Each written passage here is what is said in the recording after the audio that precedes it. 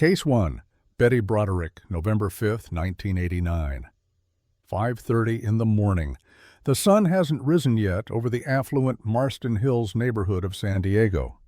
Inside a sprawling home on Cypress Avenue, a 44-year-old attorney and his 28-year-old wife sleep peacefully in their bed, unaware that death has just walked through their front door.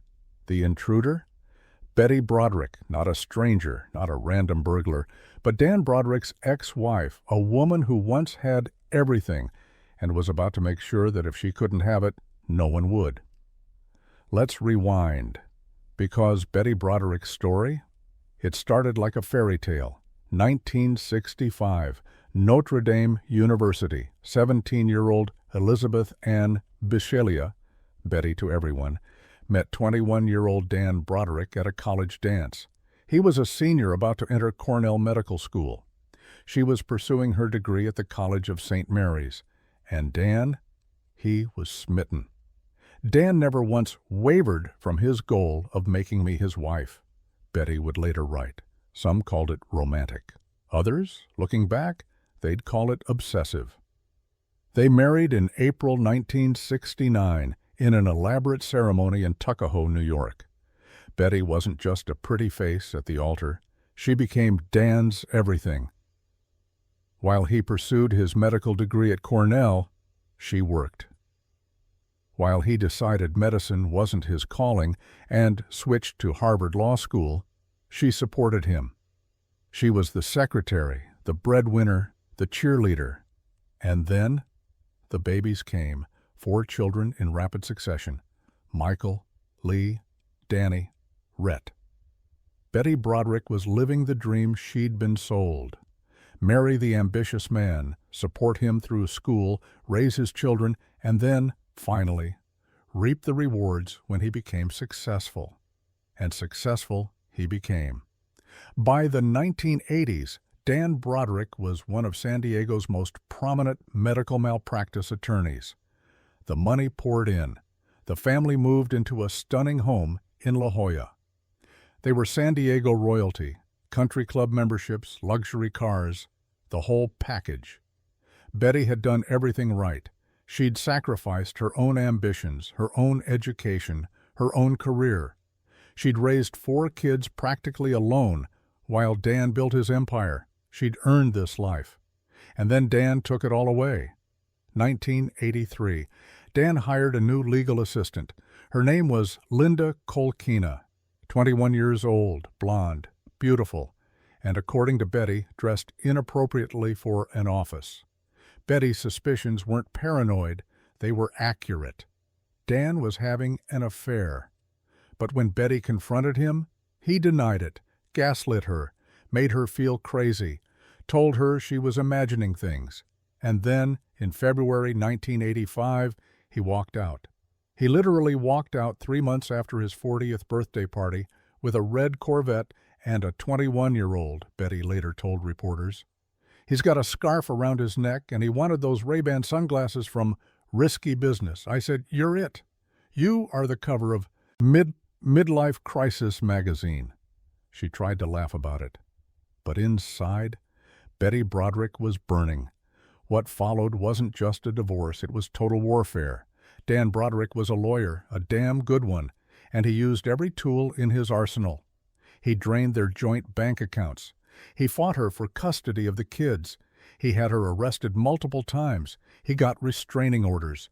And when Betty retaliated by leaving profane, rage-filled messages on his answering machine, he played them in court.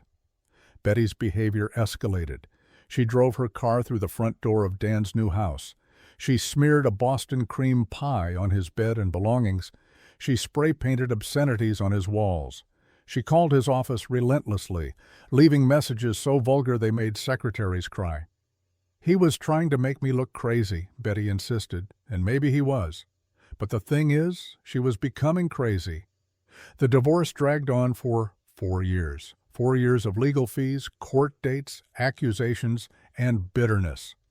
Dan won custody of the children. Betty was granted visitation, until her behavior got her that revoked too. And in April 1989, Dan married Linda Colcana in a ceremony in the yard of their Marston Hills home. Betty wasn't invited, but she was there, parked across the street watching. 1 month before the wedding, Betty Broderick walked into a gun store and purchased a Smith & Wesson .38 caliber revolver. She later claimed she bought it for protection, that she was afraid, that Dan was threatening her. But here's what prosecutors would prove. Betty Broderick had a plan. November 5, 1989, 5:30 a.m. Betty drove to Dan's house. She'd stolen a key from her daughter Kim weeks earlier. She let herself in through the front door. Later, she'd claimed she just wanted to talk, that she didn't plan to kill anyone, that the gun was just for intimidation. That's a lie. Because Betty Broderick didn't just bring the gun, she'd removed the phone and answering machine from Dan's bedroom beforehand, so he couldn't call for help. She crept upstairs. The bedroom was dark. Dan and Linda were asleep. And then Betty opened fire. 5 shots. 2 hit Linda in the head and chest. She died instantly. 1 hit Dan in the chest. As he reached for the phone that wasn't there anymore, he allegedly said, "Okay, you shot me. I'm dead." And then he was. Betty turned and walked out, drove away, called her daughter Lee and said simply, "I shot your father." Then she turned herself into police. Betty Broderick's first trial in 1990 ended in a hung jury. 10 jurors wanted to convict her of murder. 2 believed it was manslaughter, a crime of passion, not premeditation. The prosecution argued Betty was a cold, calculated killer who murdered out of revenge and greed. The defense painted her as a battered woman, emotionally, psychologically, and financially abused by a powerful man who destroyed her life. She was driven over the edge by years of psychological abuse, her attorney argued. Dan had humiliated her, taken her children, bankrupted her, and flaunted his new wife in her face. But the prosecution had evidence. The gun purchased a month before the wedding, the stolen key, the removed phone, the fact that she shot them as they slept. December 1991. The second jury convicted Betty Broderick of 2 counts of second-degree murder. The judge sentenced her to 32 years to life in prison. As she was led away in handcuffs, Betty showed no emotion. Her children, now adults, were split. Some supported her. Others never wanted to see her again. Betty Broderick is now 77 years old. She's been in prison for over 3 decades at the California Institution for Women.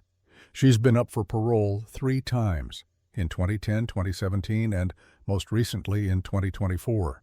Each time the board has said the same thing, denied. Why?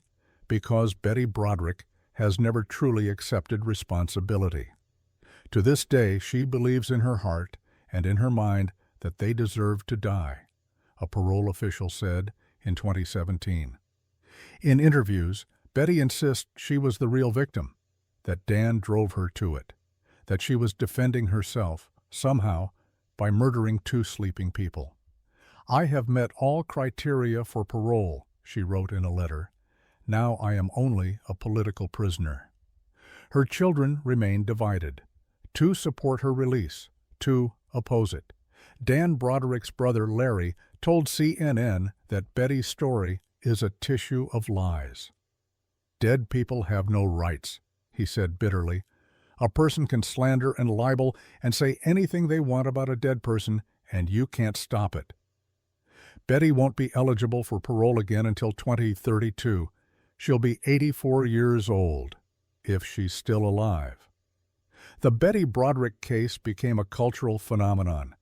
Books were written, TV movies were made, twice.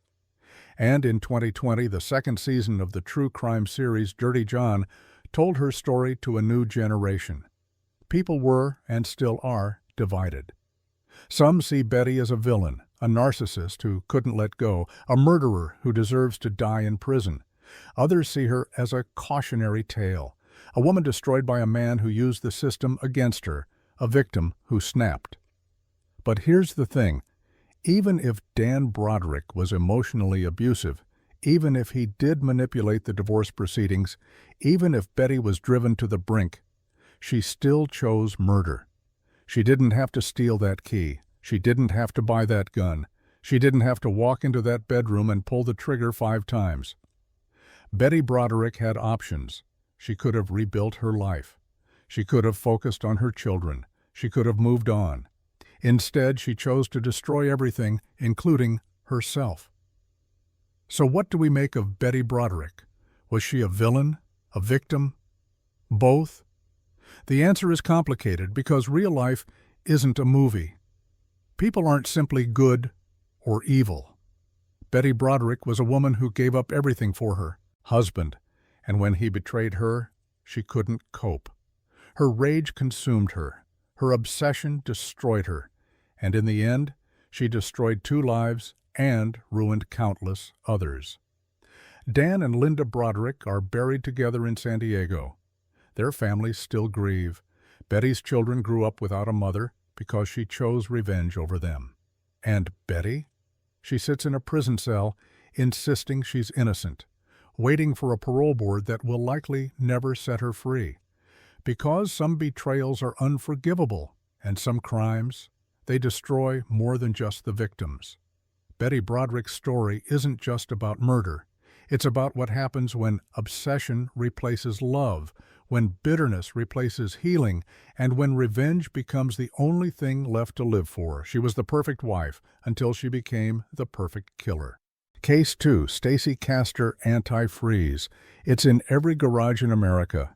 Bright green or pink liquid that keeps your car running smoothly in winter. Sweet tasting, deadly. And for Stacy Castor, it was the perfect murder weapon. 2 husbands, both dead under mysterious circumstances, both with the same poison in their systems. And when investigators finally started connecting the dots, Stacy Castor did the unthinkable. She tried to murder her own daughter and frame her for everything. This is the story of the Black Widow of Syracuse, a woman whose greed was matched only by her cruelty. A mother who served her daughter a cocktail of death. A killer who almost got away with it twice, until a single misspelled word brought her down. February 2000, Clay, New York. Michael Wallace didn't wake up one morning. His wife Stacy found him cold in their bed. He was only 38 years old. The cause of death? Heart attack. At least that's what the doctors said. Michael had been a bit overweight, sure. He drank. Maybe his heart just gave out. These things happen. Tragic, but not suspicious. Stacy Wallace was devastated, or at least she appeared to be. She had 2 young daughters with Michael, Ashley and Bree. She was a widow at 37, trying to hold it together for her girls. The community rallied around her. Friends brought casseroles. Family offered support. Life insurance paid out. And within months, Stacy was moving on. 2001. Stacy met David Castor through her boss. David owned Castor Manufacturing, a small fabrication company. He was recently divorced, a little rough around the edges, but stable, employed, available. They started dating, and quickly, very quickly, they got serious. David fell hard. Here was this woman who'd been through tragedy, raising 2 daughters alone, still finding the strength to smile. She seemed perfect, devoted, loving, attentive. They married. Stacy became Stacy Castor. She and her daughters moved into David's home in Liverpool, New York. For a while, everything seemed fine. David worked. Stacy helped with the business. The girls adjusted to their new stepfather, but behind closed doors, Stacy was already planning. August 2005. It was supposed to be a romantic weekend, David and Stacy's anniversary. They stayed home, just the 2 of them, quiet, intimate. Except David started feeling sick, stomach pain, nausea, weakness. He locked himself in the bedroom, claiming he was depressed, that he wanted to be alone. Stacy told neighbors David was drinking heavily, that he was upset about work, that he'd been talking about suicide.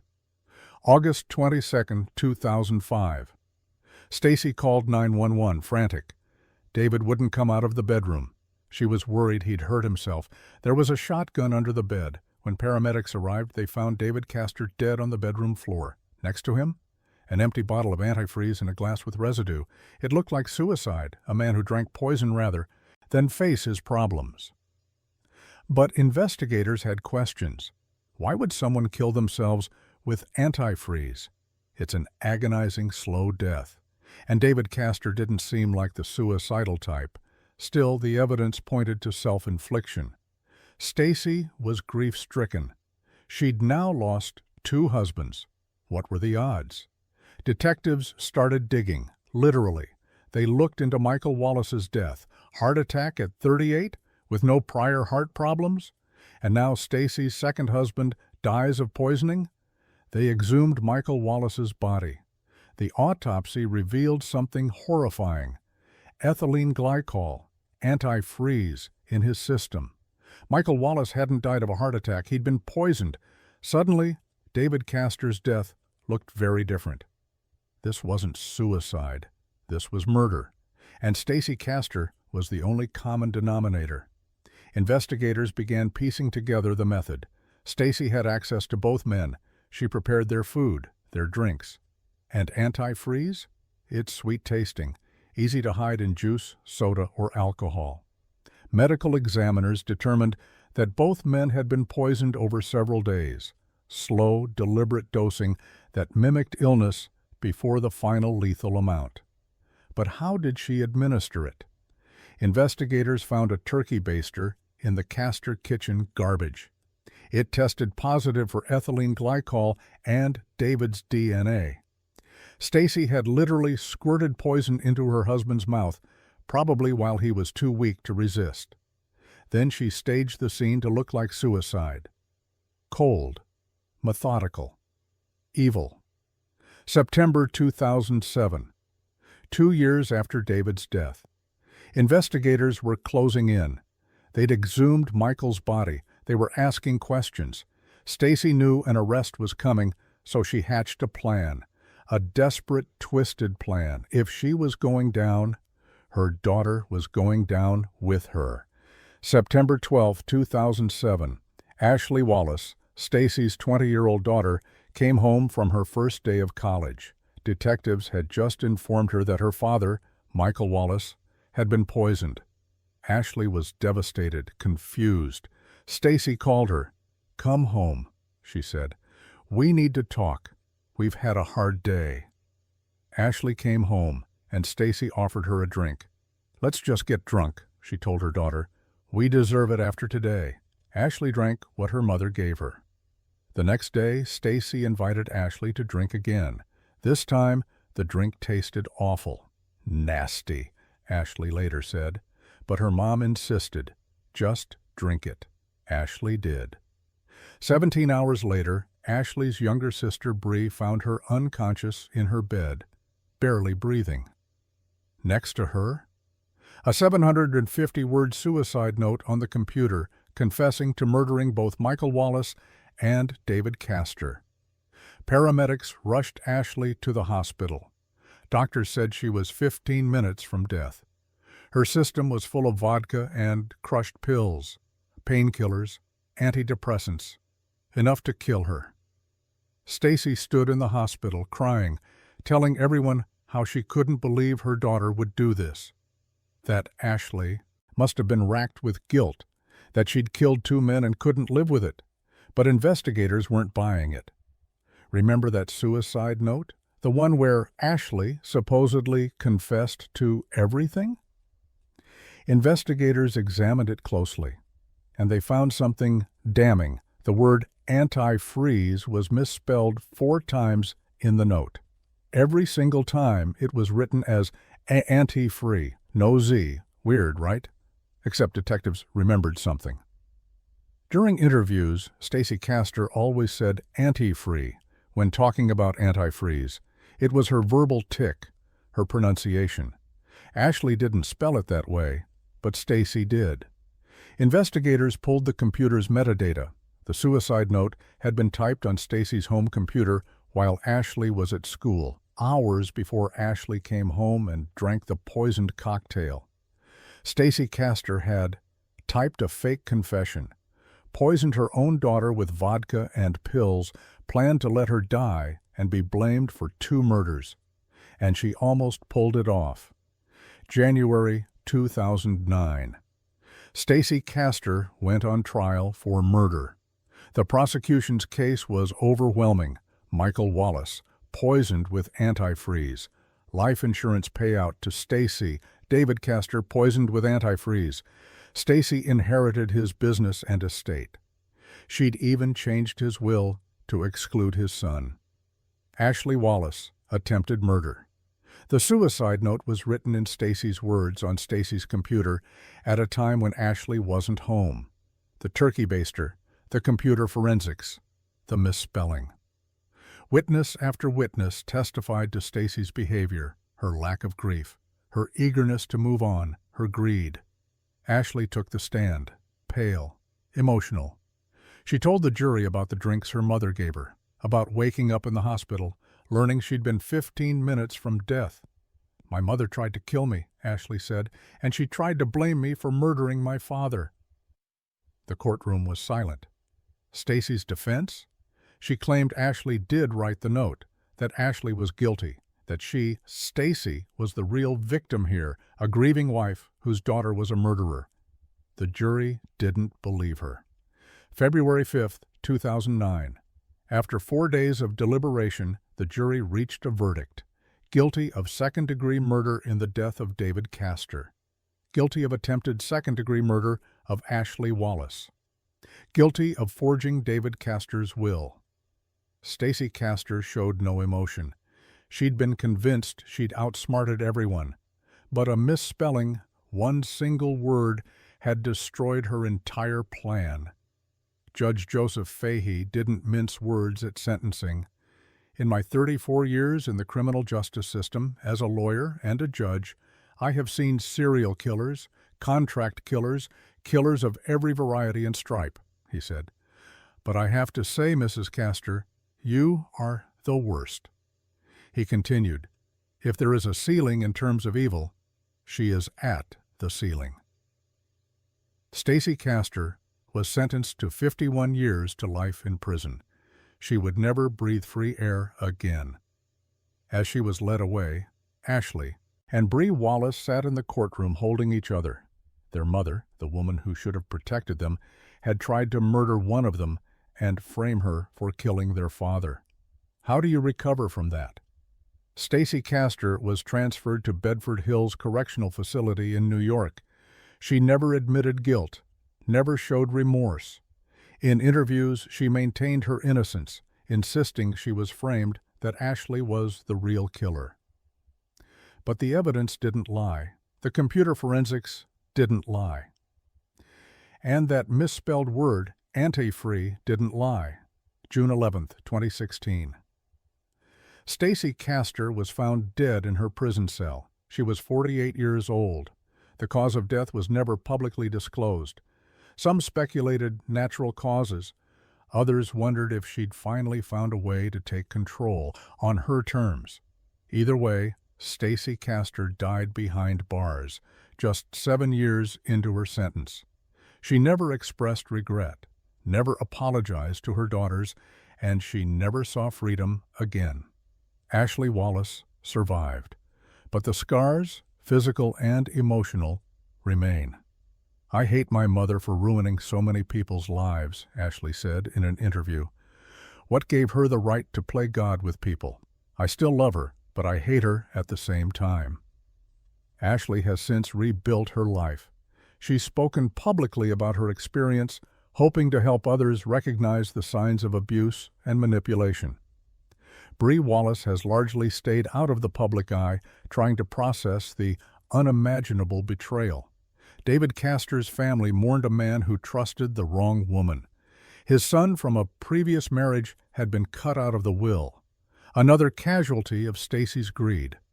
Michael Wallace's family finally got answers. He hadn't died of a heart attack. He'd been murdered, and it had taken 7 years to prove it. The Stacy Castor case is a masterclass in forensic investigation. Linguistic analysis, the study of word patterns, spelling habits, and speech patterns, helped convict her. That single misspelling revealed the truth. Stacy wrote the note, not Ashley. The case also highlighted how domestic poisoning often goes undetected. Antifreeze is available at every hardware store.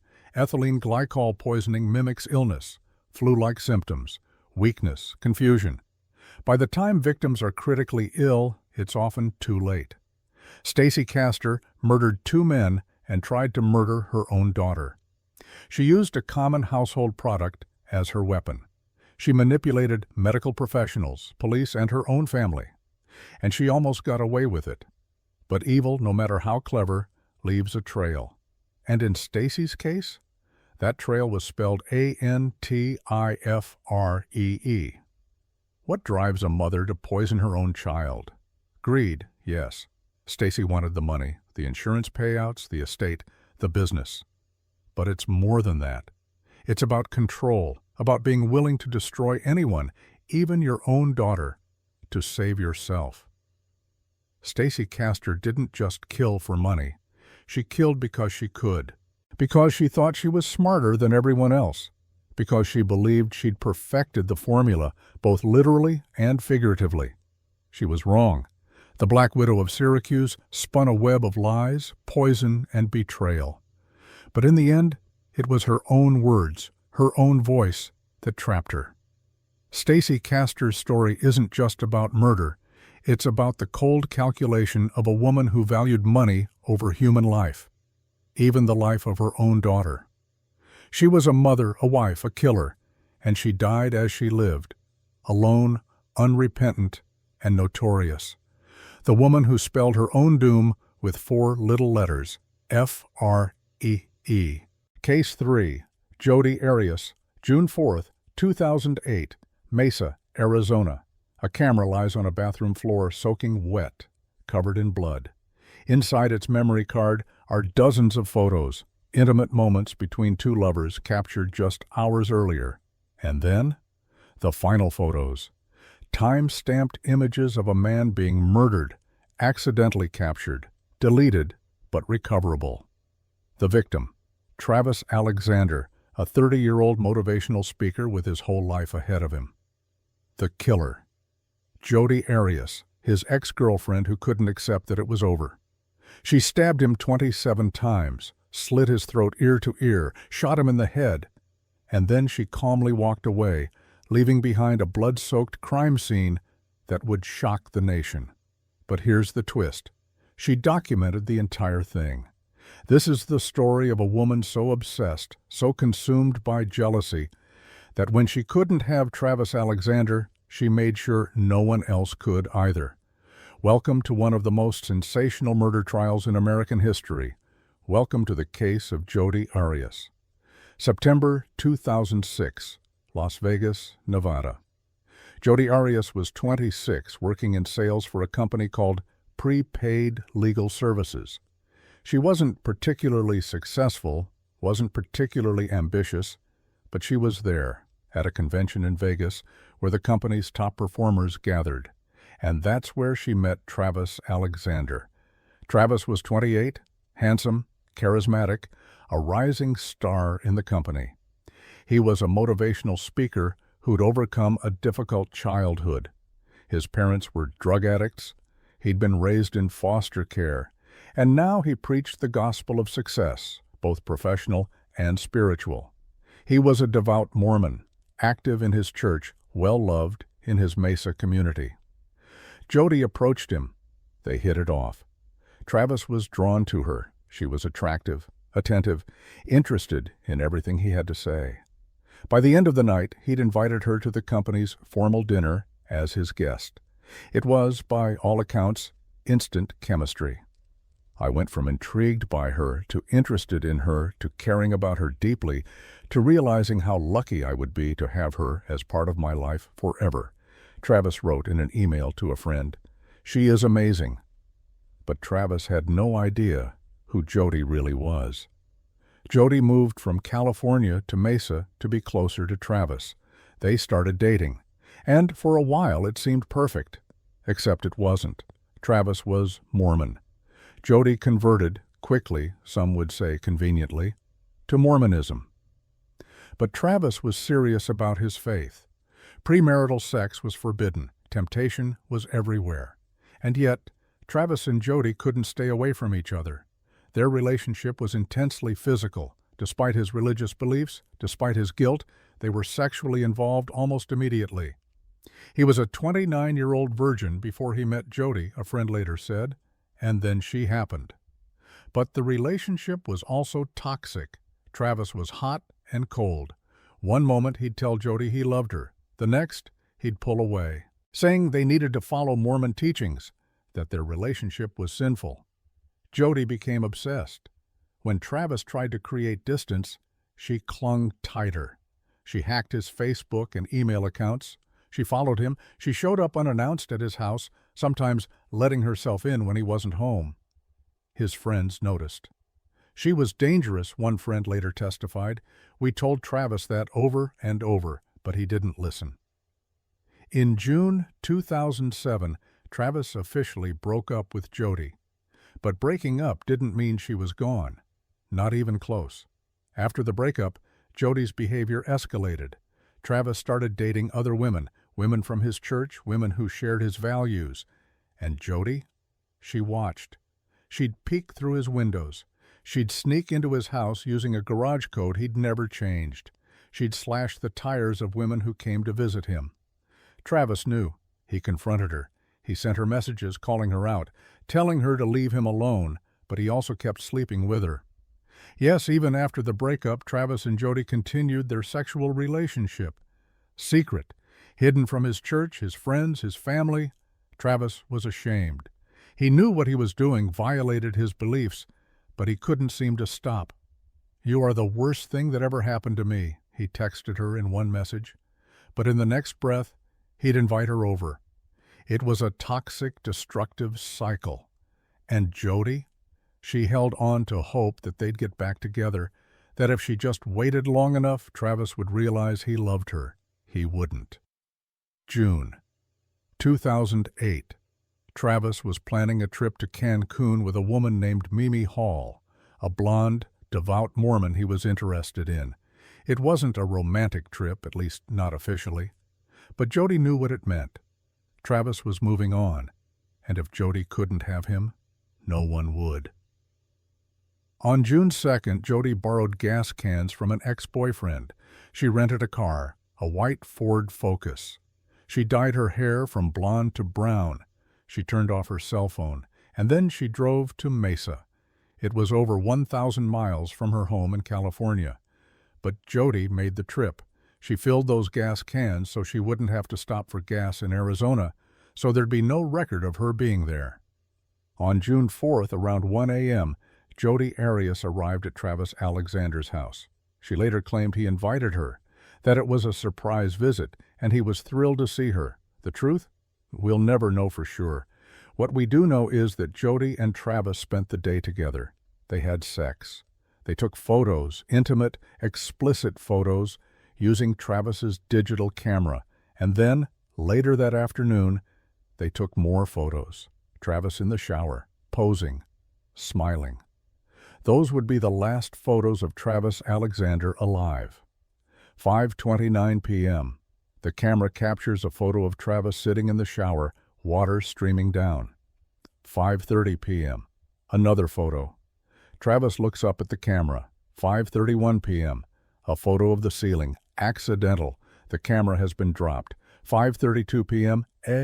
Photo of Travis's body on the bathroom floor. Blood everywhere. 5:33 p.m. A blurred image of a pant leg and a foot, Jody's, as she drags Travis's body.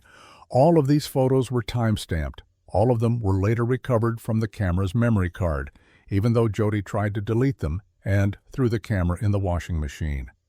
What happened in those 2 minutes? According to forensic evidence, Jody Arias attacked Travis Alexander while he was in the shower. She stabbed him 27 times. In his back, his chest, his head. She slit his throat so deeply she nearly decapitated him. And then, as he lay dying, she shot him in the head with a .25 caliber gun. It was overkill. Brutal. Frenzied. Travis fought back. Defensive wounds on his hands showed he tried to stop her, but Jody was relentless. When it was over, Travis Alexander was dead on his bathroom floor. And Jodi Arias, she cleaned herself up, got in her rental car, and drove away. She even stopped to see another man that same night, acting as if nothing had happened. June 9th, 2008. 5 days after the murder, Travis's friends found his body. The stench was unbearable. The scene was horrific. Police immediately suspected foul play. This wasn't a robbery. Nothing was taken. This was personal, rage-fueled. They found the camera in the washing machine, soaked, but intact. The memory card was still functional. And when they recovered the deleted photos, there she was, Jodi Arias, time-stamped, at the scene, on the day of the murder. When detectives contacted Jodi, she was calm, almost too calm. "I didn't kill Travis," she said. "I haven't seen him in 2 months." But the photos didn't lie. Confronted with the evidence, Jodi changed her story. "Okay, fine," she admitted. "She was there that day. But she didn't kill him. 2 masked intruders broke in. They attacked Travis. They threatened her. She escaped. Detectives didn't buy it. There was no evidence of a break-in, no signs of intruders. And Jodi? She had no injuries, no defensive wounds, nothing. "Why didn't you call the police?" they asked. "I was scared," she said. "I panicked."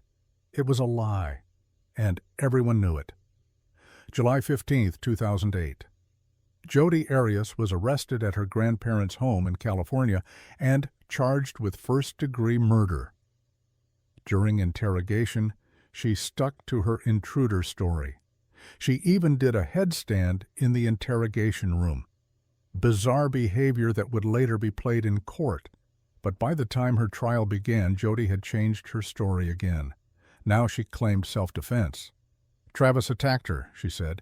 "He was violent, abusive, a sexual deviant who used her. And on that day, he lunged at her, so she grabbed a gun. She shot him, and then she didn't remember anything else. I don't remember stabbing him," she told the jury. "I just remember the gun going off." January 2013. Jodi Arias went on trial for first-degree murder, and it became a media circus. The trial was broadcast live on television. Millions watched as Jodi took the stand for 18 days, a record. She described in graphic detail her sexual relationship with Travis. She cried. She smiled. She posed for the cameras. The prosecution, led by Juan Martinez, was relentless. He showed the jury the photos, the intimate ones, and the horrific crime scene images. He walked them through the timeline. He pointed out the lies. "She killed him in a jealous rage," Martinez argued, "because if she couldn't have him, no one could." The defense tried to paint Travis as the aggressor. They showed text messages where Travis called Jodi names, where he expressed frustration. They argued he was controlling, abusive. But the evidence was overwhelming. 27 stab wounds, a slit throat, a gunshot to the head. That's not self-defense. That's rage. May 8th, 2013. After 15 hours of deliberation, the jury reached a verdict. Guilty of first-degree murder. Jodi showed no emotion. Outside the courthouse, Travis's family wept with relief. But the trial wasn't over. Now came the penalty phase. Would Jodi get life in prison or the death penalty? 2 separate juries tried to decide, both deadlocked. In April 2015, the judge sentenced Jodi Arias to life in prison without the possibility of parole. She would never walk free again. Today, Jodi Arias is 45 years old. She's incarcerated at the Perryville prison in Goodyear, Arizona. She's appealed her conviction multiple times. Each time, it's been denied. In 2020, the Arizona Court of Appeals ruled that despite egregious prosecutorial misconduct, the evidence against Jodi was so overwhelming that her conviction stood. She works as a library aide. She sells artwork online, paintings that some collectors buy for thousands of dollars because of her infamy. She has male admirers who write to her, who propose marriage, who believe she's innocent, and she still maintains she was the victim. In interviews, Jodi has said she wishes she'd gotten the death penalty, that life in prison is worse than death. But she's never truly taken responsibility. She killed Travis Alexander, that's a fact. But in her mind, she had no choice. The Jodi Arias trial changed true crime media. It was one of the first trials to be live-streamed in its entirety, turning the courtroom into reality TV. People became obsessed with Jodi, with Travis, with the salacious details. But beyond the spectacle, this case is a warning about obsessive relationships. Travis's friends saw the red flags. They warned him. They told him Jodi was dangerous. But Travis didn't listen or couldn't break free. And Jodi? She couldn't accept rejection. She couldn't let go, so she destroyed the man she claimed to love. 27 stab wounds, each one a message. If I can't have you, no one will. Was Jodi Arias a cold-blooded killer? Or a woman pushed to the brink by an abusive relationship? The jury decided cold-blooded killer. The evidence supports it. The lies, the premeditation, renting a car, borrowing gas cans, turning off her phone. The brutality of the crime. But what makes Jodi Arias particularly chilling is how normal she seemed. She wasn't a monster from a horror movie. She was a woman who fell in love, became obsessed, and when that love was rejected, she killed. And then, she tried to convince the world she was the victim. Jodi Arias documented her own crime. She took photos with Travis just hours before murdering him. She left a trail of digital evidence that sealed her fate.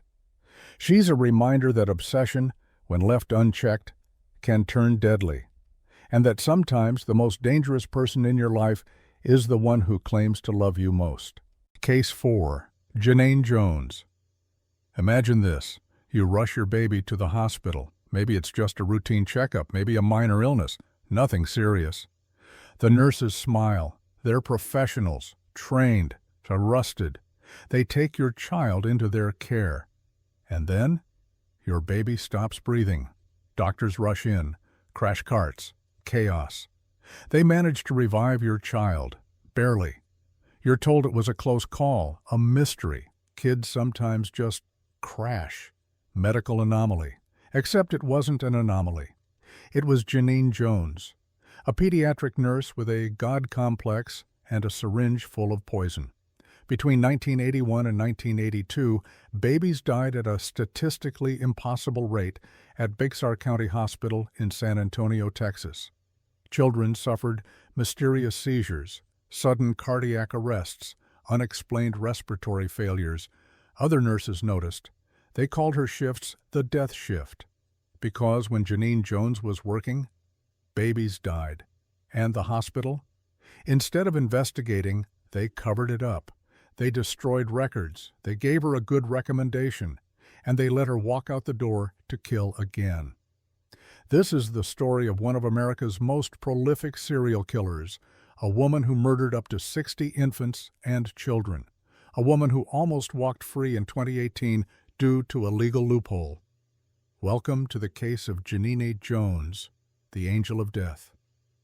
1981, Bexar County Hospital, San Antonio, Texas. The pediatric intensive care unit was supposed to be a place of healing, a place where sick children received life-saving care.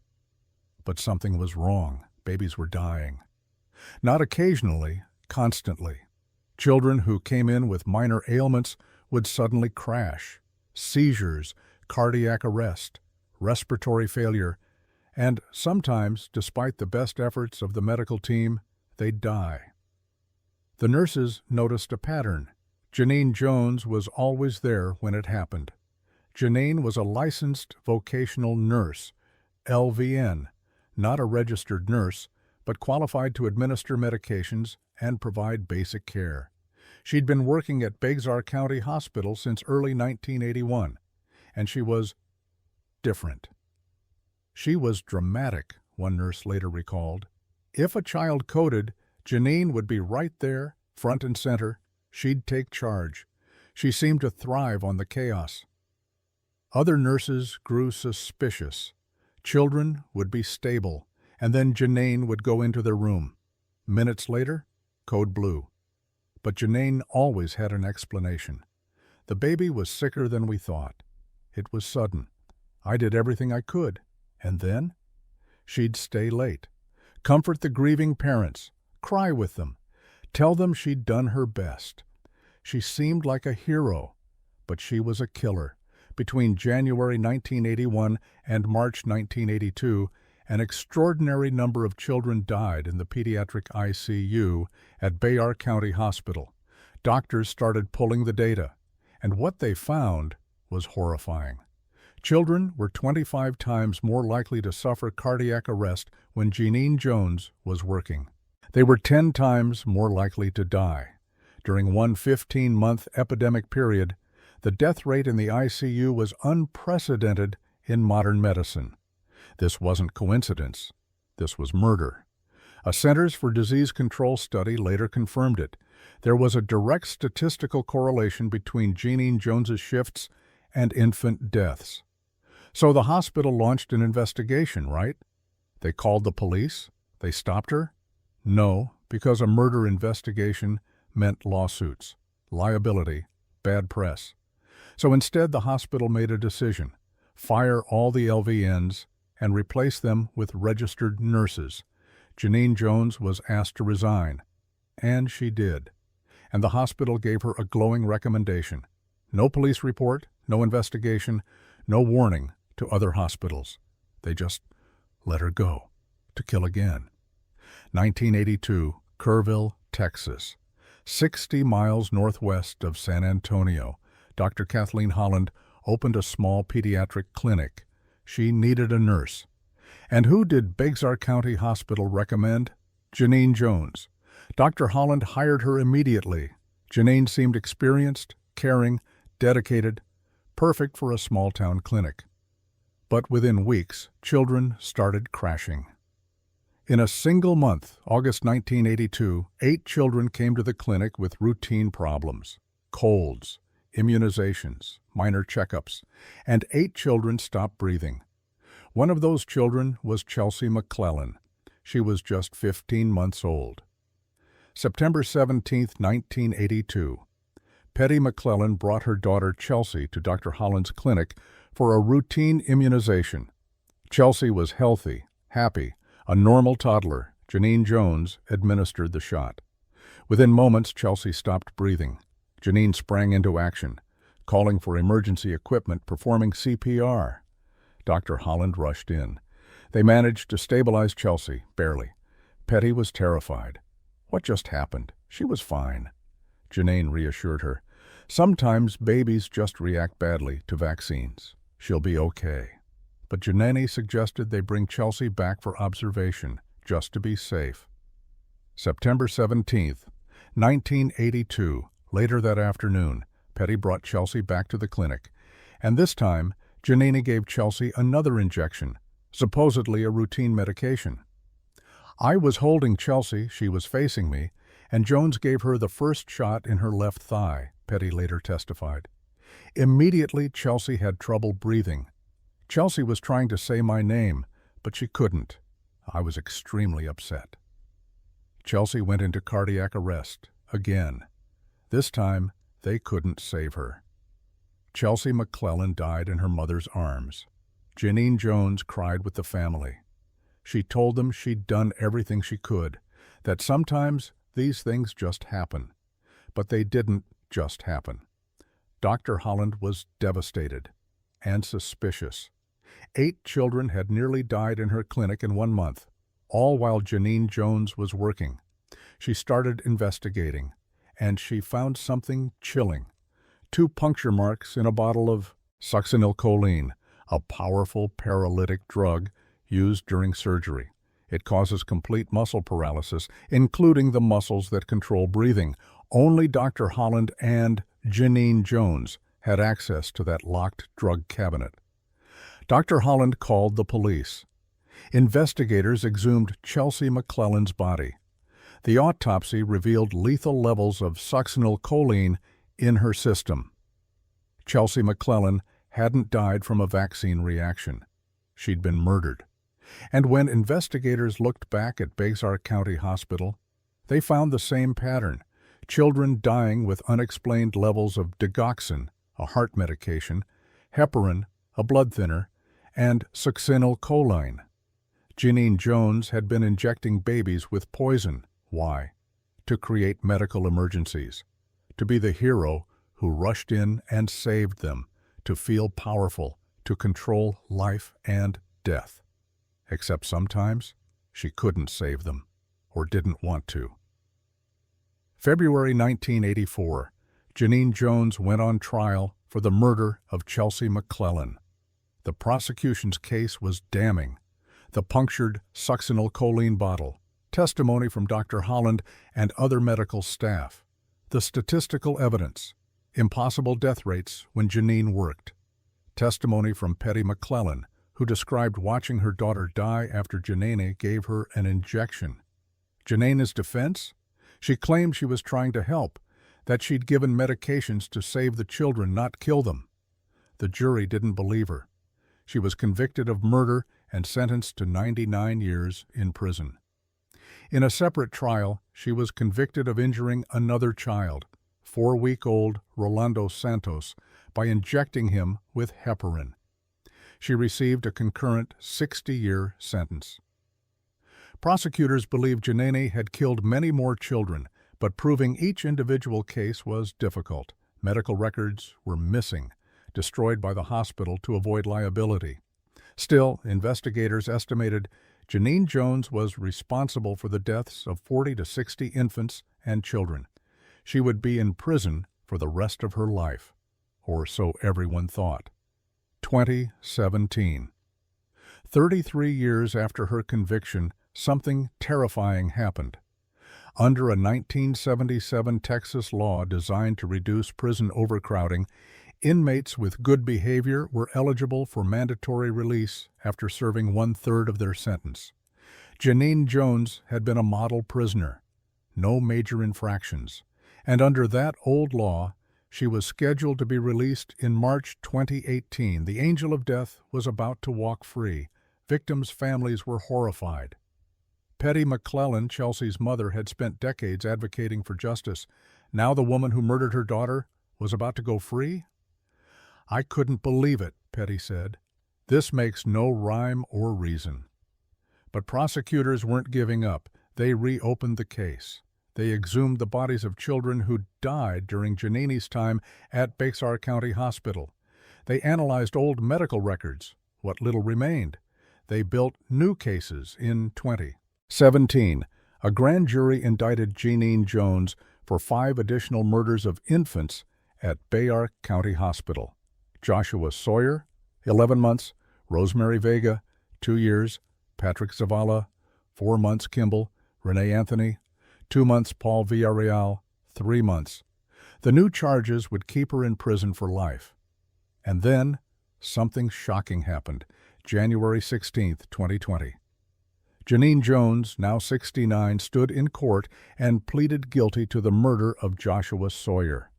For the first time in nearly 40 years, she admitted it. "I accept responsibility for the murder of Joshua Sawyer," she said. In exchange, 4 other charges were dropped, but the sentence? Life in prison.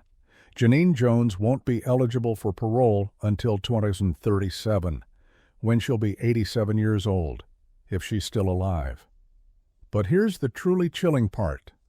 Genene had confessed before. In 1998, during a parole review interview, Genene tearfully told a parole officer, "I really did kill those babies." In 2011, she wrote a letter to the Texas Board of Nursing. "I look back now on what I did and agree with you that it was heinous, that I was heinous." She knew, she'd always known, and yet, for decades, she maintained her innocence publicly. She blamed the hospital. She blamed other nurses. She claimed she was a scapegoat. But in private, she admitted the truth. Assistant District Attorney Jason Goss testified that Janine had confessed to multiple people over the years, always behind closed doors, always in moments when she thought it wouldn't be used against her. She killed those babies. She knew it, and she almost got away with it. How many children did Janine Jones kill? We'll never know for sure. The hospital destroyed records. Families didn't know their children had been murdered. They thought it was natural causes, medical complications, tragic accidents. But investigators believe the number is between 40 and 60 children. If true, that makes Janine A. Jones one of the deadliest serial killers in American history. And her victims? Helpless babies, infants brought to the hospital for care, toddlers getting routine immunizations, children who trusted the nurse with the kind smile. Their families still grieve. Petty McClellan never got over losing Chelsea. "How does it make me different from her if I don't do anything?" she said, dedicating her life to keeping Janine behind bars. Petty died in 2019. She never saw Janine's final guilty plea, but her advocacy ensured Janine would never walk free. The Janine Jones case exposed catastrophic failures in the healthcare system. Hospitals covered up suspicious deaths to avoid liability. Medical records were destroyed rather than investigated. Warning signs were ignored because confronting them was inconvenient. A killer nurse was allowed to move to another facility and kill again. The case led to reforms in hospital oversight, mandatory reporting of suspicious deaths, and stricter laws around healthcare serial killers. But it also exposed Puana's legal loophole. Texas had to scramble to keep Janine in prison because of an outdated law. That law has since been changed, partly because of her case. And culturally, the Janine Jones case entered the public consciousness.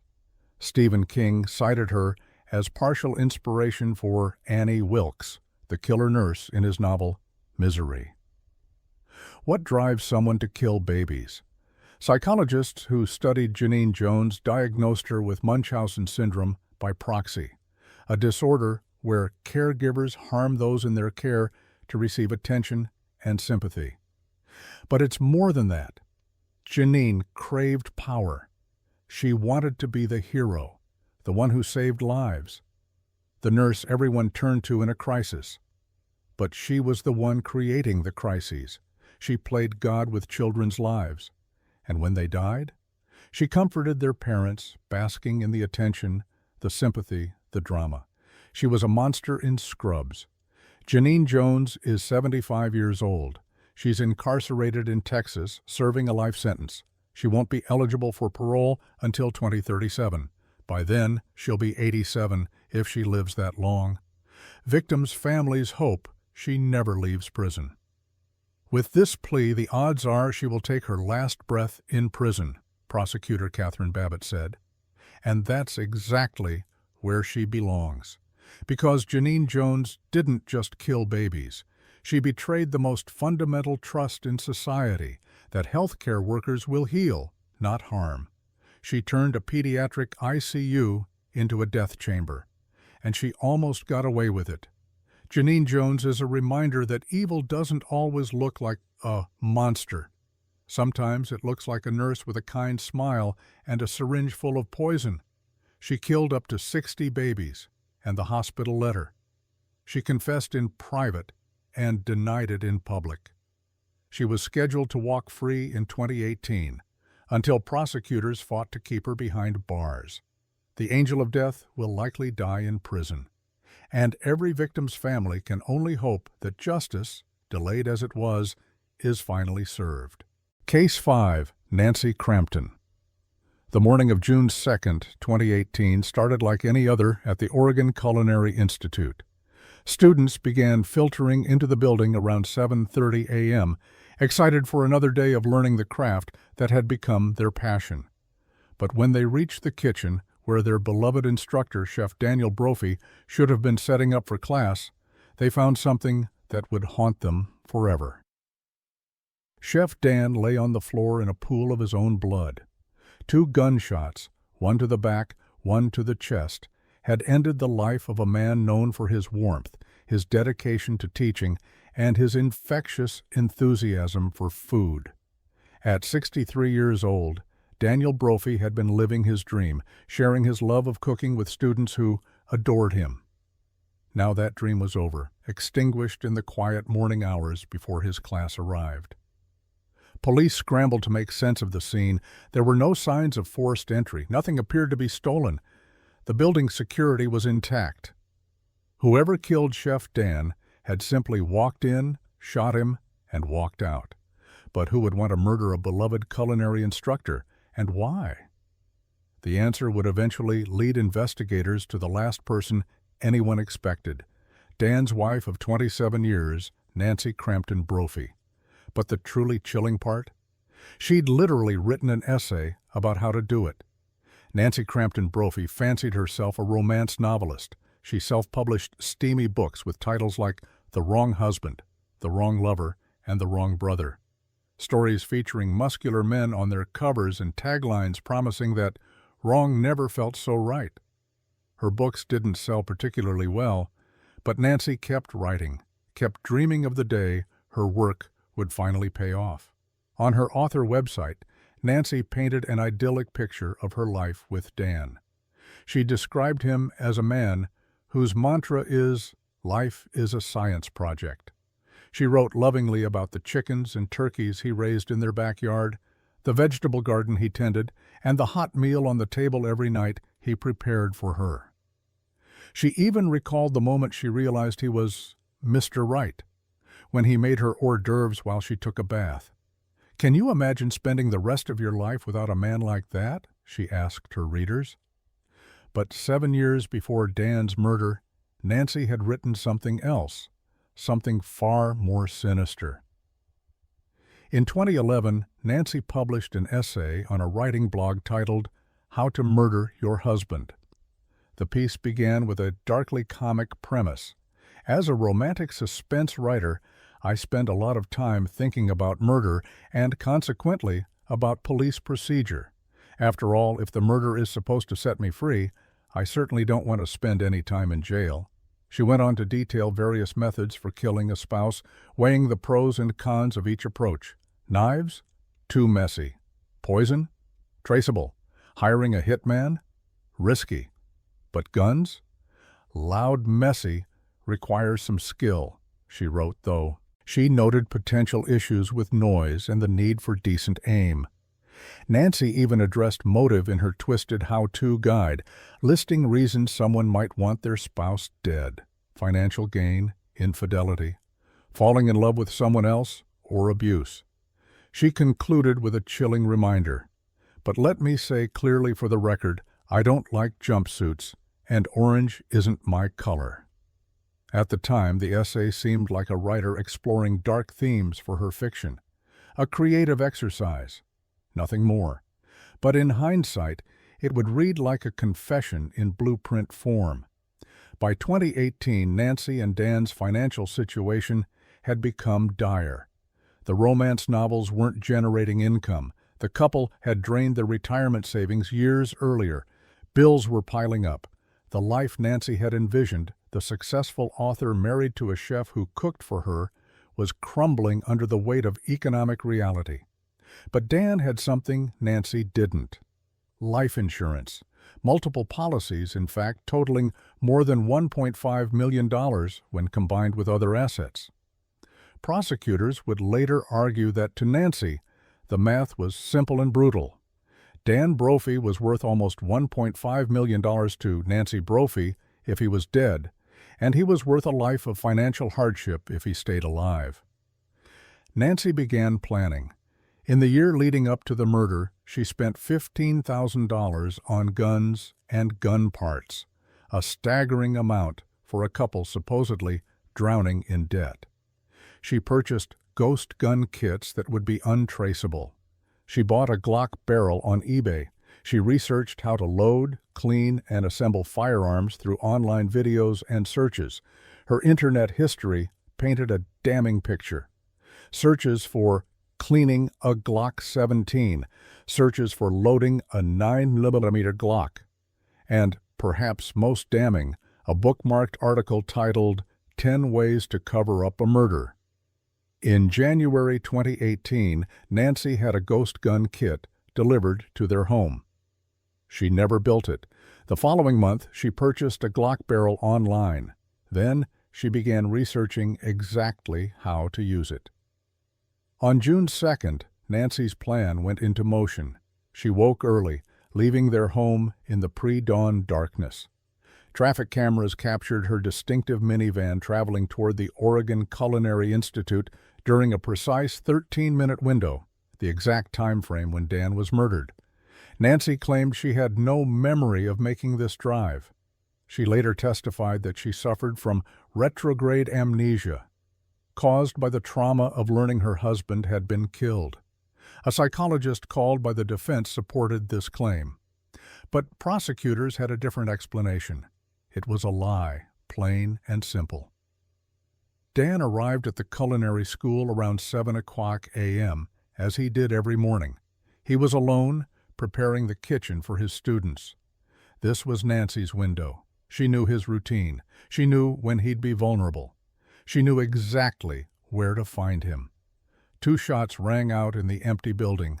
The first struck Dan in the back as he stood at a sink, filling ice and water buckets for class. The fatal shot came next, delivered at close range to his chest as he collapsed to the floor. An autopsy would later confirm that Daniel Brophy didn't die instantly. He had time to understand what was happening, time to know his wife had done this. Nancy swapped out the barrel of the gun she'd used, a calculated move to prevent ballistics from matching any weapon she owned. She disposed of the original barrel, she drove home, and then she went to the gym as if it were any ordinary morning. When Boynton Beach police called Nancy at the gym with news that something had happened at Dan's workplace, she rushed home. What followed was captured on police body cameras, footage that would be played in court years later. Nancy approached her home, now surrounded by police tape. Officers gently told her that Dan had been shot and killed. Her reaction seemed devastated. She sobbed. She screamed. She collapsed into the arms of officers, her body shaking with what appeared to be genuine grief. Dan was one of the few people I've ever known who did exactly what he wanted in life and loved doing it, she later said at a vigil. He was a person who did what he loved. He loved teaching. He loved mushrooms. He loved his family. The performance was convincing. Friends, neighbors, and even some investigators initially felt sympathy for the grieving widow. She'd been married to Dan for 27 years. They seemed devoted to each other. Who could suspect her? But cracks began to appear almost immediately. Neighbors noted that Nancy didn't seem particularly upset in the days following the murder. "She's taking it well," one neighbor told reporters, adding with uncomfortable uncertainty, "and that's what I said, you know. I said maybe some people can handle things better than others." Nancy kept busy preparing to move, seemingly unaffected by her husband's violent death. She told neighbors, "I'm a suspect," with an almost casual air, as if being investigated for her husband's murder was a minor inconvenience rather than a horrifying possibility. As investigators dug deeper, Nancy's carefully constructed story began to unravel. The traffic camera footage was damning. It placed her van near the crime scene during the exact window of Dan's murder. When confronted, Nancy claimed she'd driven there to work on her writing and parked near the Culinary Institute by pure coincidence. She insisted she had no memory of the drive itself, but the evidence kept mounting. Detectives discovered Nancy's suspicious gun purchases, including the Glock barrel bought on eBay that matched the caliber of bullet that killed Dan. When they searched her computer, they found the drafts. Multiple drafts of what appeared to be a suicide note, supposedly from Dan. Nancy had apparently tried to stage her husband's death as a suicide initially, or at least had considered it. The drafts showed someone workshopping different versions, different explanations, trying to find the right narrative. But she'd ultimately abandoned that plan in favor of making it look like a robbery gone wrong. Except nothing had been stolen. Dan still had his wallet, his phone, his car keys. If this had been a robbery, it was the most unsuccessful one in history. The internet searches were perhaps the most damning. Nancy had looked up how to load the weapon, how to clean it afterward. She'd researched methods of covering up murders. And all of this had happened in the months leading up to Dan's death, a timeline that suggested careful premeditation rather than any sudden impulse. Police arrested Nancy in September 2018, 3 months after the murder. She was charged with second-degree murder and unlawful use of a weapon. She maintained her innocence. When Nancy's trial began in April of 2022, the courtroom was packed. The case had already garnered international attention. The irony of a woman who wrote How to Murder Your Husband actually killing her husband was simply too perfect for media outlets to resist. Prosecutors built a methodical case. They presented the surveillance footage showing Nancy's van near the scene. They walked jurors through her suspicious financial situation and the insurance policies that stood to benefit her. They detailed the gun purchases, the internet searches, the computer drafts of fake notes. Dan's stepson, Nathaniel Stillwater, testified about his father's character and their family life. He described Dan as an affectionate grandfather with a dry sense of humor. He'd never heard his father and Nancy argue about finances or their relationship. Everything had seemed fine, until it wasn't. The prosecution argued that Nancy had coldly calculated that her struggling writer's life would be better without Dan and with his insurance money. Dan Brophy was content in his simplistic lifestyle, but Nancy Brophy wanted something more, they told the jury. As Nancy Brophy became more financially desperate and her writing career was floundering, she was left with few options. The defense countered with a different narrative. Attorney Lisa Maxfield told jurors that Nancy loved her husband and had nothing to do with the killing. She pointed out that the couple had taken romantic getaways in the months before Dan's death and were planning a summer trip to Mount Rushmore. Would a woman plotting to kill her husband be planning vacations with him? The defense suggested that Dan's murder could have been a robbery gone wrong, despite the lack of evidence supporting this theory. They argued that the gun parts Nancy purchased were merely inspiration for her writing, research for her romance suspense novels, nothing more. But there was an elephant in the courtroom that neither side could fully address: the essay. Judge Christopher Ramras had ruled before trial that Nancy's 2011 How to Murder Your Husband essay would be excluded from evidence.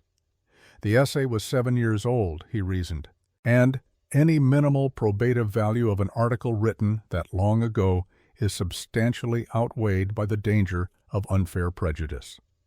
The prosecution, however, found a workaround. While they couldn't mention the essay directly or show it to jurors, they could allude to its themes. They could talk about Nancy's research into murder methods. They could discuss her writings about needing money and wanting freedom from financial struggles. The ghost of the essay haunted the courtroom, even if it couldn't be directly acknowledged. Nancy took the stand in her own defense, a risky move that her attorneys apparently couldn't talk her out of. She testified that she had no reason to kill Dan. She insisted their financial problems had been largely solved by cashing in a portion of his retirement savings. She claimed she was at the Culinary Institute that morning by pure coincidence, working on her writing. But when asked about her presence at the scene, Nancy's explanations fell flat. She couldn't explain why she'd need to drive to that specific location to write. She couldn't account for the timing of her arrival coinciding perfectly with her husband's murder. And most damaging, she couldn't explain away the surveillance footage that placed her there during those crucial 13 minutes. After deliberating for 2 days, the jury reached a verdict on May 25, 2022. As the verdict was read, guilty of second-degree murder, Nancy Crampton Brophy displayed no visible reaction. She sat expressionless as the jury foreman confirmed the decision. Her attorneys immediately announced plans to appeal.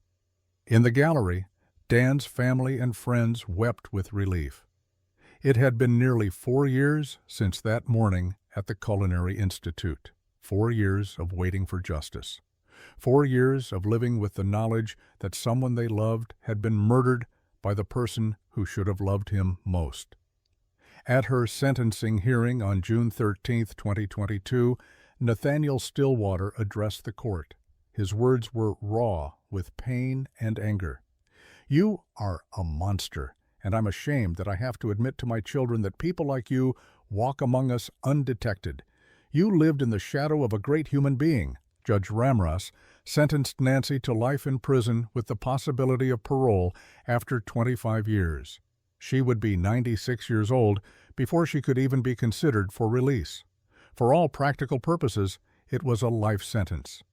We've all been waiting 3.5, almost 4 years now to start grieving this loss, Nathaniel told reporters after the sentencing.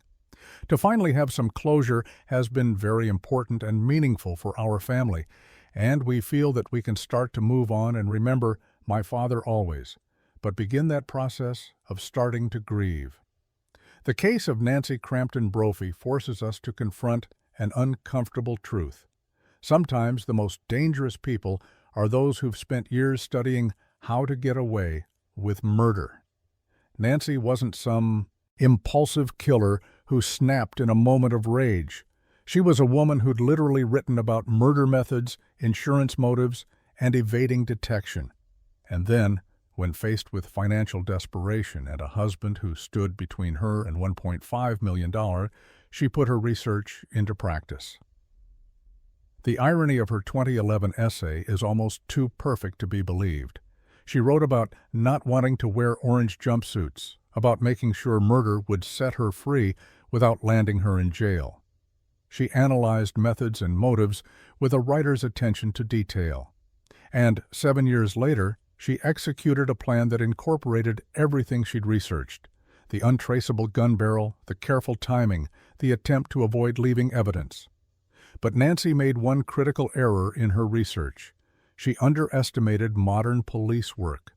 The surveillance cameras she didn't know about, the computer forensics that would reveal her searches and her presence at the scene, the timeline analysis that would demolish her amnesia defense, the mountain of circumstantial evidence that, when viewed together, painted an undeniable picture of guilt.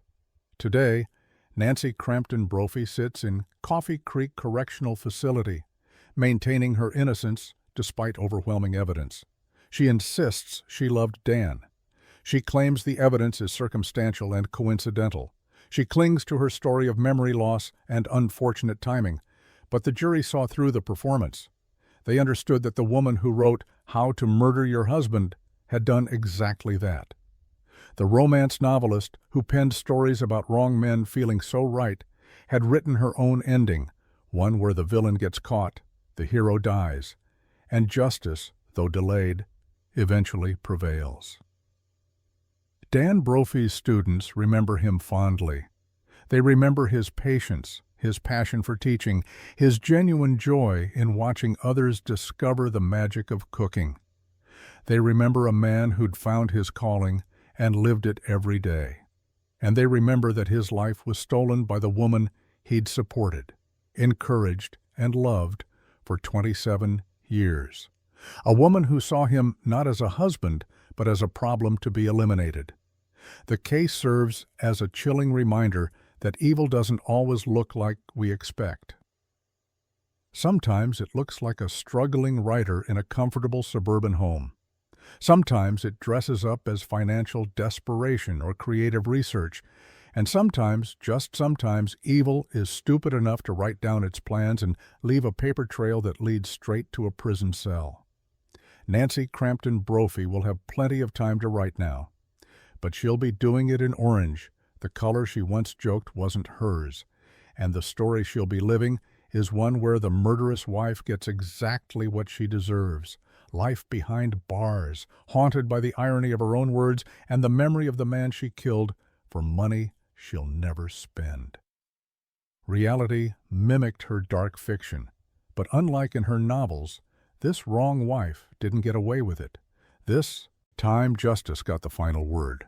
Case 6. Clara Harris.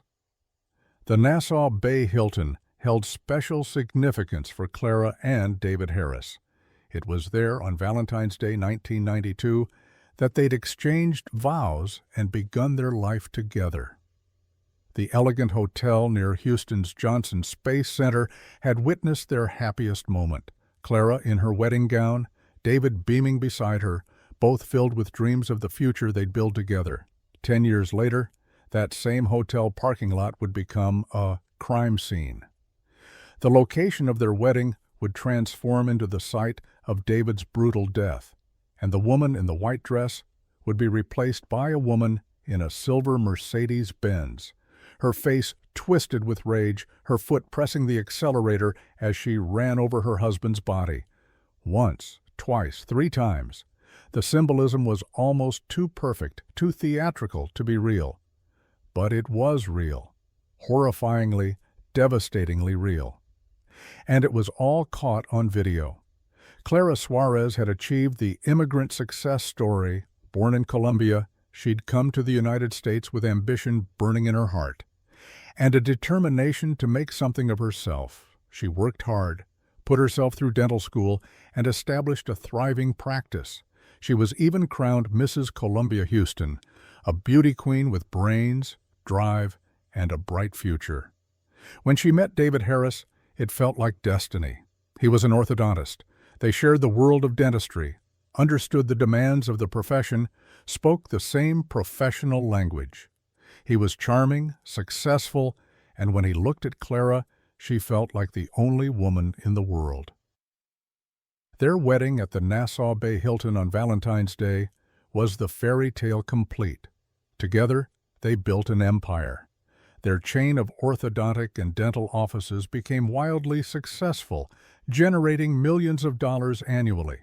They purchased a beautiful home in Friendswood, an upscale Houston suburb. They had twin sons, Brian and Bradley, born in 1998. David also had a daughter, Lindsay, from his previous marriage, who spent summers with them in Texas while living with her mother in Ohio during the school year. From the outside, the Harrises looked like they had everything: the successful medical practices, the mansion, the luxury cars, the beautiful family. Clara had achieved not just the American dream, but the fairy tale version of it. But fairy tales, as Clara was about to discover, sometimes have very dark endings. Her name was Gail Bridges, and she'd worked as a receptionist at one of David's orthodontic offices. She was younger than Clara, 28 years old. Clara's 44, and at some point in the spring of 2002, David Harris began an affair with her. Clara started to suspect something was wrong. David became distant, distracted. He worked late more often. He was less affectionate. The intimacy that had defined their marriage seemed to evaporate. Clara, successful and confident in so many areas of her life, suddenly found herself consumed by a fear she'd never experienced, the fear of losing her husband to another woman. She confronted David. He admitted the affair. Clara was devastated, but she was also a fighter. She'd worked too hard, built too much, invested too much in this marriage to let it go without a fight. David agreed to end things with Gail. He promised Clara he would make their marriage work. He told friends, "We're going to make it." But David was lying. On July 17, 2002, exactly 1 week before the murder, David confessed that he was still seeing Gail. The affair had never really ended. Clara confronted Gail at the orthodontic office and fired her on the spot. She told Gail to stay away from her husband. She thought the problem was solved. David told Clara he wanted to take Gail to dinner one last time to end things amicably. He claimed he'd led Gail to believe their marriage was open, and he owed her an explanation and a proper goodbye. Clara, desperate to believe her marriage could be saved, agreed to let him have this final dinner. It was a decision that would change everything. Clara wasn't naive. She'd been burned by David's lies before. So even as she agreed to let him have his farewell dinner with Gail, she made sure she'd know the truth of what happened. She hired Blue Moon Investigations, a private detective agency, to follow David. The investigator, Bobby Bacha, would later recall that Clara had plenty of evidence her husband was being unfaithful, but he never expected what would happen next. "I think of Clara Harris every day," he said years later, "because this was one of the first cases where I Live murder was caught on videotape." On the evening of July 24, 2002, Bacha followed David as he left work, and David didn't go to a restaurant for a farewell dinner. He went to the Nassau Bay Hilton, the hotel where he and Clara had been married exactly 10.5 years earlier. Bacha immediately called Clara with the devastating news. David wasn't ending the affair, he was continuing it, and he'd chosen their wedding venue as the location for his betrayal. The symbolism couldn't have been more painful if David had planned it deliberately. Clara's 16-year-old stepdaughter, Lindsay, was with her at the time. Lindsay spent summers in Texas with her father and stepmother, and she'd grown to love Clara over the years. When Clara received the call about David's location, she made a fateful decision. She brought Lindsay with her to confront David. They sped toward the Nassau Bay Hilton, Clara's silver Mercedes-Benz S-Class, cutting through Houston traffic. Lindsay would later testify that Clara had told her just a week earlier, "With all he's done to me, I could kill him and get away with it." At the time, it had seemed like angry venting. Now, as they raced toward the hotel, those words took on a chilling new meaning. Clara and Lindsay burst into the Nassau Bay Hilton lobby just as David and Gail were emerging from an elevator. The timing was almost cinematic, as if fate had orchestrated this moment of maximum humiliation. There was no way for David to lie his way out of this, no way to claim this was an innocent goodbye dinner. He'd been caught, literally in the act, at the very hotel where he'd promised Clara forever. What happened next was captured on the private investigator's video camera, footage that would later be played in court and broadcast around the world. "You bitch, he's my husband!" Clara screamed at Gail. The professional, successful dentist, the woman who'd been crowned Mrs. Columbia Houston, was gone, replaced by a wife scorned and humiliated beyond endurance. Clara slapped Gail across the face. Then she went further. She grabbed Gail's shirt and ripped it, tearing the fabric as hotel guests and staff watched in horror. "This is Dr. David Harris, and he's fucking this woman right here," she shouted, her voice echoing through the lobby. Lindsay, devastated by her father's betrayal, began hitting David. "I hate you! I hate you!" the teenager screamed, her fists pounding against her father's chest. It was a family imploding in real time, with dozens of witnesses and a video camera capturing every excruciating moment. David, apparently still trying to maintain some control of the situation, pushed Clara to the floor.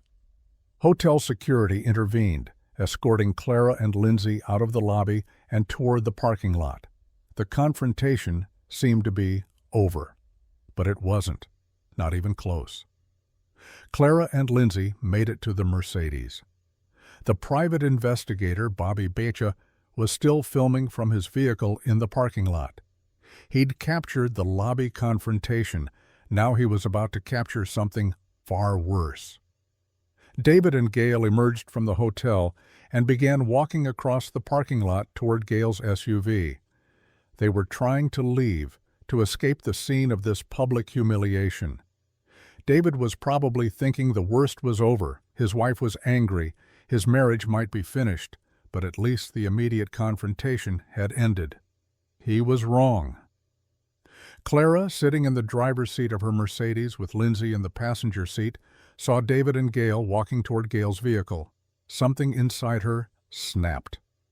Whether it was the humiliation of the lobby scene, the location being their wedding venue, the realization that her marriage was truly over, or some combination of all three, something broke in Clara Harris in that moment. She started the engine. Lindsay would later testify that Clara said, "I'm going to hit him." The teenager opened her door and stuck her feet on the ground as if attempting to escape or to use her body weight to stop what was about to happen. But it was too late. Clara gunned the Mercedes. The silver luxury sedan shot forward across the parking lot. The car first glanced off Gail's SUV, sending the other woman scrambling to safety. But Clara's target wasn't Gail. It was David. The Mercedes struck David Harris with devastating force, sending his body flying 25 feet across the parking lot. He landed with a sickening impact. His body crumpled on the pavement. And Clara didn't stop. Witnesses watched in horror as Clara whipped the Mercedes around in a sharp turn. The car's tires squealed. And then she drove over David's body a second time, the weight of the luxury vehicle crushing him against the asphalt. Still, she didn't stop. Clara executed another 180-degree turn. The Mercedes came around again, and for a third time, she drove over her husband's broken body. The private investigator's camera captured it all, every moment, every impact. The sound of the engine revving, the screams of witnesses, the horrifying reality of a woman murdering her husband while their daughter watched from the passenger seat. When Clara finally stopped the car, she got out and walked toward David's body. She looked around as if suddenly realizing what she'd done. Then she knelt beside her dying husband and cradled him in her arms. "I'm so sorry," she was heard saying over and over. "David, I'm so sorry. Please breathe, please breathe." But David Harris couldn't breathe. His body was destroyed. The medical examiner would later confirm that Clara had run over him 3 times, leaving tire marks on his body. 2 bullets to the chest from Linda Colquina Broderick could have caused similar damage, but this was worse. This was personal, prolonged, and captured on video for the world to see. David's last moments were spent looking up at the woman he'd betrayed, the woman he'd married at this very hotel, the woman who'd just murdered him, and then he was gone. Police arrived to a scene of chaos. The private investigator, Bobby Baccia, was standing by with his video camera still filming. Hotel guests who'd witnessed the lobby confrontation had called 911. Others who'd seen the parking lot horror were in shock, some vomiting, others crying. Lindsay Harris, David's 16-year-old daughter, was hysterical. She'd just watched her stepmother murder her father. She'd been in the car for all 3 impacts. She'd tried to stop it. The video showed her attempting to use her feet on the ground as a brake. But she'd failed. And now, her father was dead. Clara was arrested at the scene. She didn't resist. She didn't try to claim it was an accident. She simply kept saying, "I'm so sorry. I'm so sorry." The story exploded across media outlets. The video footage, which eventually went viral on the internet and was featured on shows like Cops and 2020, made it one of the most sensational murder cases in Texas history. Here was a successful, beautiful woman, a doctor and a mother, running over her cheating husband at their wedding venue. It had everything: wealth, betrayal, violence, and video evidence. In Houston, Clara Harris became an instant pop culture reference. Women who'd been cheated on would say, half joking, "I'm thinking about pulling a Clara Harris." The case touched a nerve. It was a cautionary tale about what happens when humiliation, rage, and opportunity converge in the worst possible way. When Clara's trial began in February 2003, what would have been her and David's 11th anniversary, the courtroom was packed with reporters, cameras, and the curious public. The video evidence seemed damning. How could she possibly defend what everyone had seen with their own eyes? Clara's defense attorney, George Parnham, acknowledged the obvious. Clara had killed David. There was no denying it, but he argued this wasn't premeditated murder. It was a crime of sudden passion, committed in the heat of the moment after an emotional and volatile confrontation. The defense painted a picture of a woman pushed to her breaking point. Clara had worked hard, had been faithful, had built a life with David, and he'd repaid her by having an affair with a younger woman and continuing it even after promising to stop. He'd lied to her face. He'd taken his mistress to their wedding venue. The confrontation happened moments after the worst humiliation of Clara's life. This happened at the same hotel where they'd gotten married, Parnham argued. She snapped. This wasn't calculated. This was a woman in the worst moment of her life. But the prosecution had a different story to tell. They pointed out that Clara had bought the Mercedes just months before. She'd hired a private investigator knowing she'd catch David. She'd brought Lindsay with her to the confrontation. Why would you bring a teenager to a potentially violent situation unless you were planning something? Most damaging of all was Lindsay's testimony.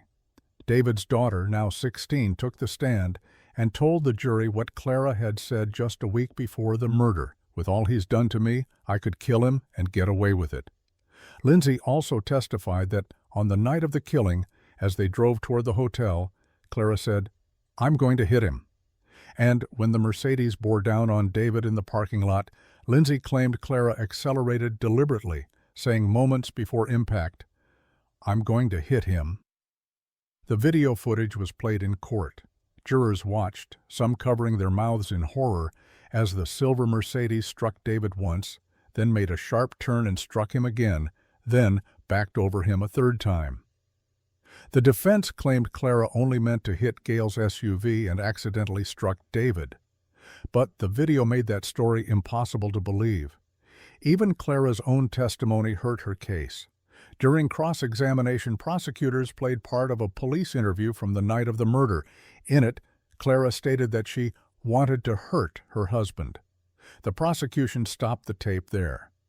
The defense later pointed out that Clara had also said, "I didn't want to kill him." But the damage was done. The jury had heard her admit she wanted to cause David pain. The medical examiner's testimony was particularly brutal. He could only confirm one tire mark on David's body with absolute certainty, but both Lindsay and other eyewitnesses insisted Clara had run over him 3 times. The prosecution argued that Clara's Mercedes had a turning radius that would have required deliberate, controlled driving to circle back and strike David multiple times. This wasn't a tragic accident. This was intentional, repeated murder. After days of deliberation, the jury reached their verdict on February 14, 2003, Valentine's Day, exactly 11 years after Clara and David's wedding at the Nassau Bay Hilton. Guilty of murder. But the jury also made a crucial finding.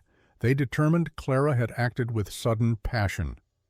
In Texas law, this finding acknowledges that while the defendant committed murder, they did so in an immediate reaction to a severe emotional disturbance rather than with cool, calculated premeditation.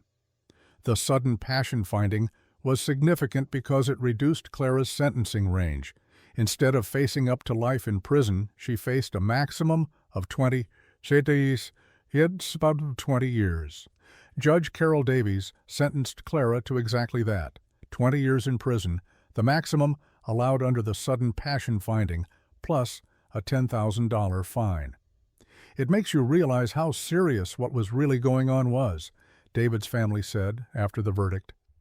It's just something you can't imagine anybody could really do. Clara was taken into custody immediately. The woman who'd once been crowned Mrs. Columbia Houston, who'd built a dental empire, who'd raised children and lived in a mansion, that woman was gone. In her place was inmate Clara Harris, bound for the Mountain View Unit Prison in Gatesville, Texas. Prison transformed Clara in ways no one expected. Far from the bitter, angry woman who'd committed murder, Clara became what officials described as a model prisoner. She never violated any prison rules. She threw herself into rehabilitation and personal growth. Most notably, Clara learned Braille and joined a prison program translating school textbooks into Braille for blind students.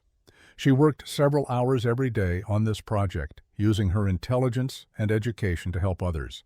It was redemptive work, taking her skills and using them for good rather than destruction. Clara's goal was to get paroled so she could be reunited with her sons, said Emily DeToto, one of her defense attorneys. Every waking moment she thought about those boys. and she was not going to do anything to jeopardize her chance of getting parole so she could someday be with them. Clara's twin sons, Brian and Bradley, visited their mother every month. They were just 4 years old when she murdered their father. They grew up with a dead father and an imprisoned mother, casualties of one horrific night in a parking lot. But they remained devoted to Clara, and as they grew older, they became her strongest advocates for parole. Clara applied for parole in April 2013, denied. She applied again in September 2016, denied again. David's family appeared at both hearings, arguing that Clara had shown no real remorse and that she remained a danger to society. Betty Broderick is an unrepentant woman, Deputy District Attorney Richard Sachs told the parole board, conflating Clara's case with another infamous wife killer. She has no remorse and zero insight into the killings. But Clara's sons argued differently. By 2017, they were young men who'd lost both parents to violence and vengeance.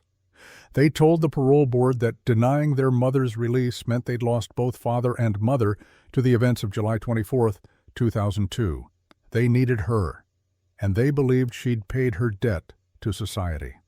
On May 11, 2018, Clara Harris walked out of the Crane unit in Gatesville at 8:20 a.m. She was 60 years old. She'd served 15 years of her 20-year sentence, a full 25% reduction for good behavior, and her exemplary prison record. The conditions of her parole were strict. She had to wear an ankle monitor, submit to regular drug and alcohol testing, maintain gainful employment, and reside in Galveston County. She was forbidden from contacting David's family or Gale Bridges. Any violation could send her back to prison to serve the remaining 5 years.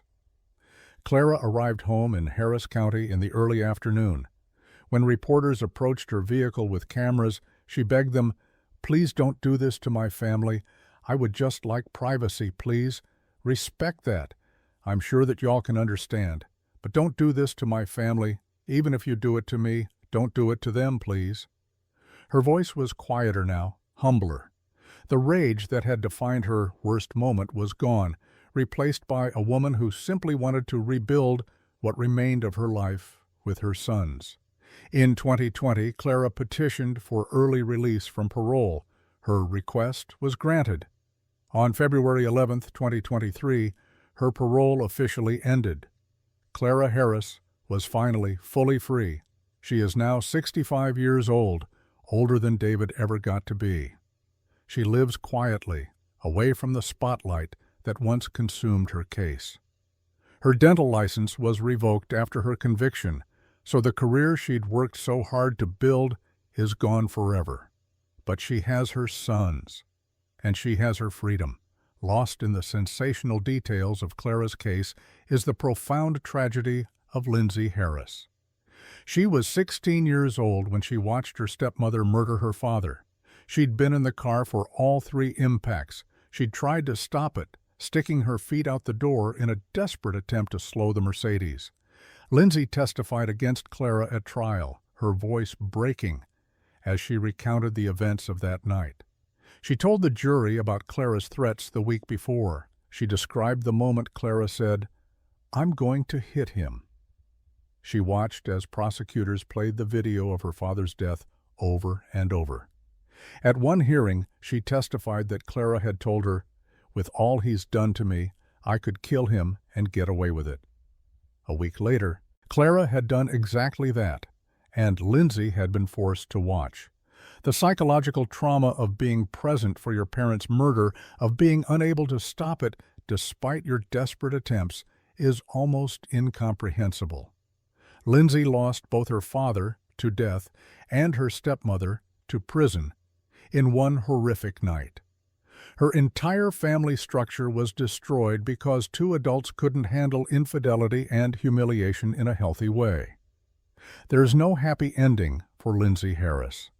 There's no version of this story where she doesn't carry the scars of July 24, 2002 for the rest of her life.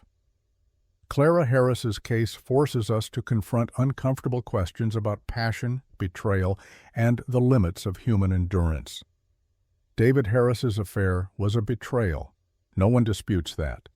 His lies compounded the betrayal, and his choice to continue the affair at their wedding venue added layers of cruel symbolism that must have felt deliberately hurtful to Clara. But does betrayal justify murder?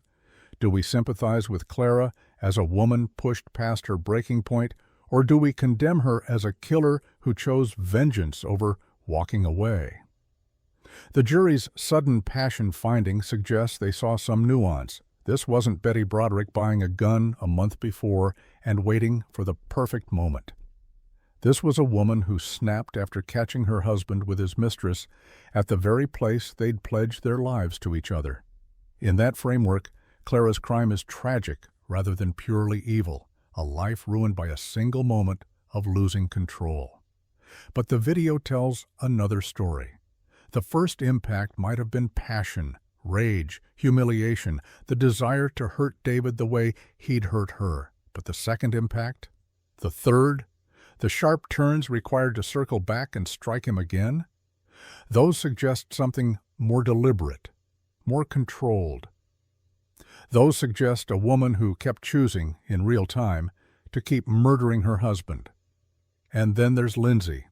Whatever sympathy we might feel for Clara evaporates when we remember she committed this murder with David's teenage daughter in the passenger seat. She forced a child to witness her father's death. That choice, bringing Lindsay to the confrontation, keeping her in the car during the murder, transforms Clara's crime from understandable passion into something darker and more selfish. David Harris has been dead for over 20 years. He's buried at Greenwood Memorial Park in San Diego. His dental practice is gone. His children grew up without him.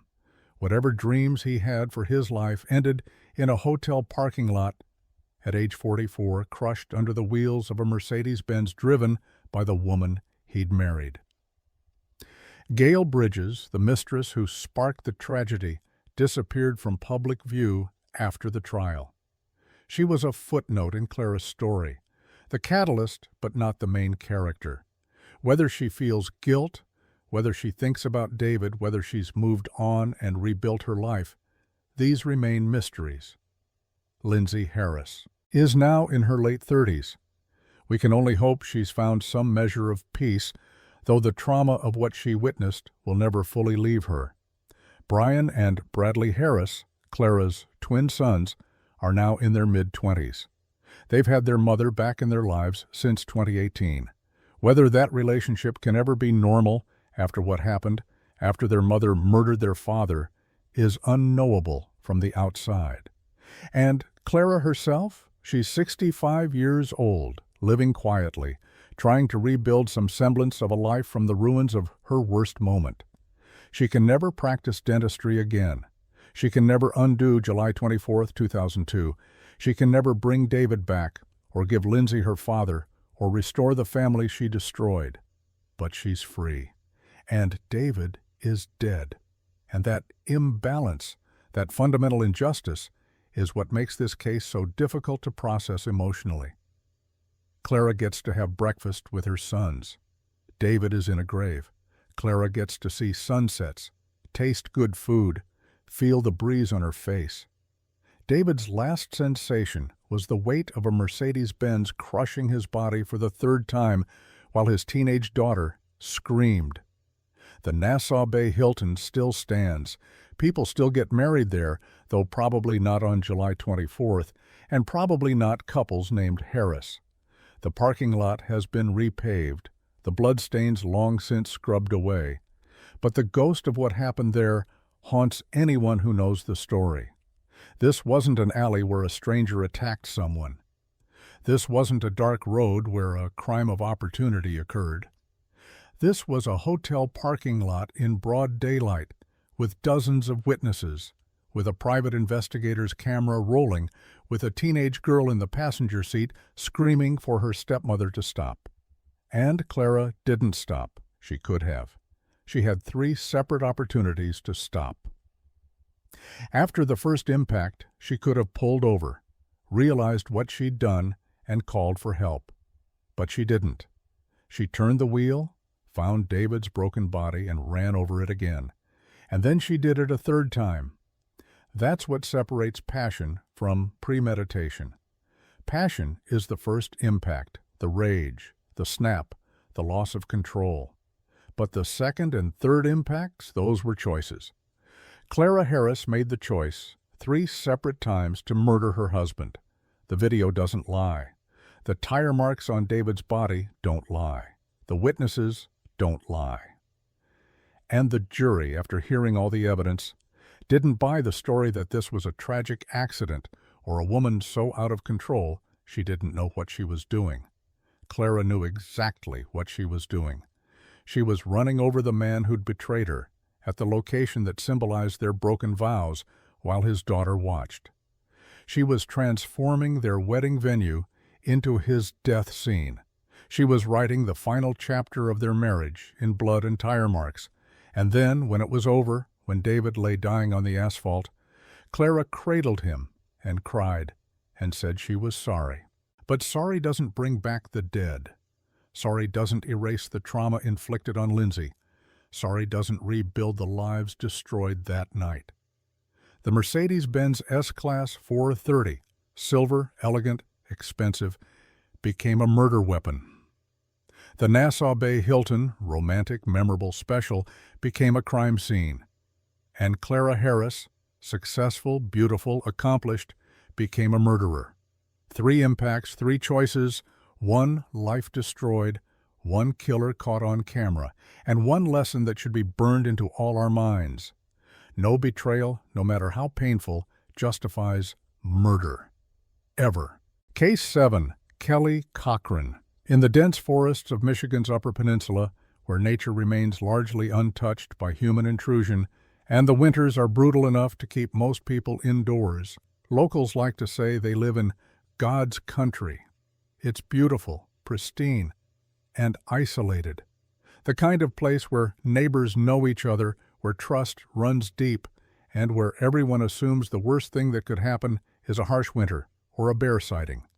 But in 2014, something far more terrifying than any bear was living in the small community of Caspian, Michigan. Her name was Kelly Cochran, and she would later be described by those who encountered her in court as being like the devil.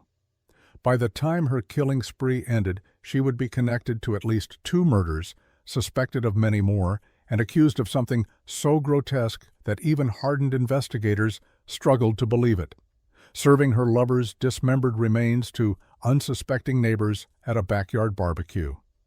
This is not a story about a woman who snapped in a moment of passion. This is a story about a couple who made murder their marriage vow, who killed together and then turned on each other, and who may have left a trail of bodies across the Midwest that investigators are still trying to count.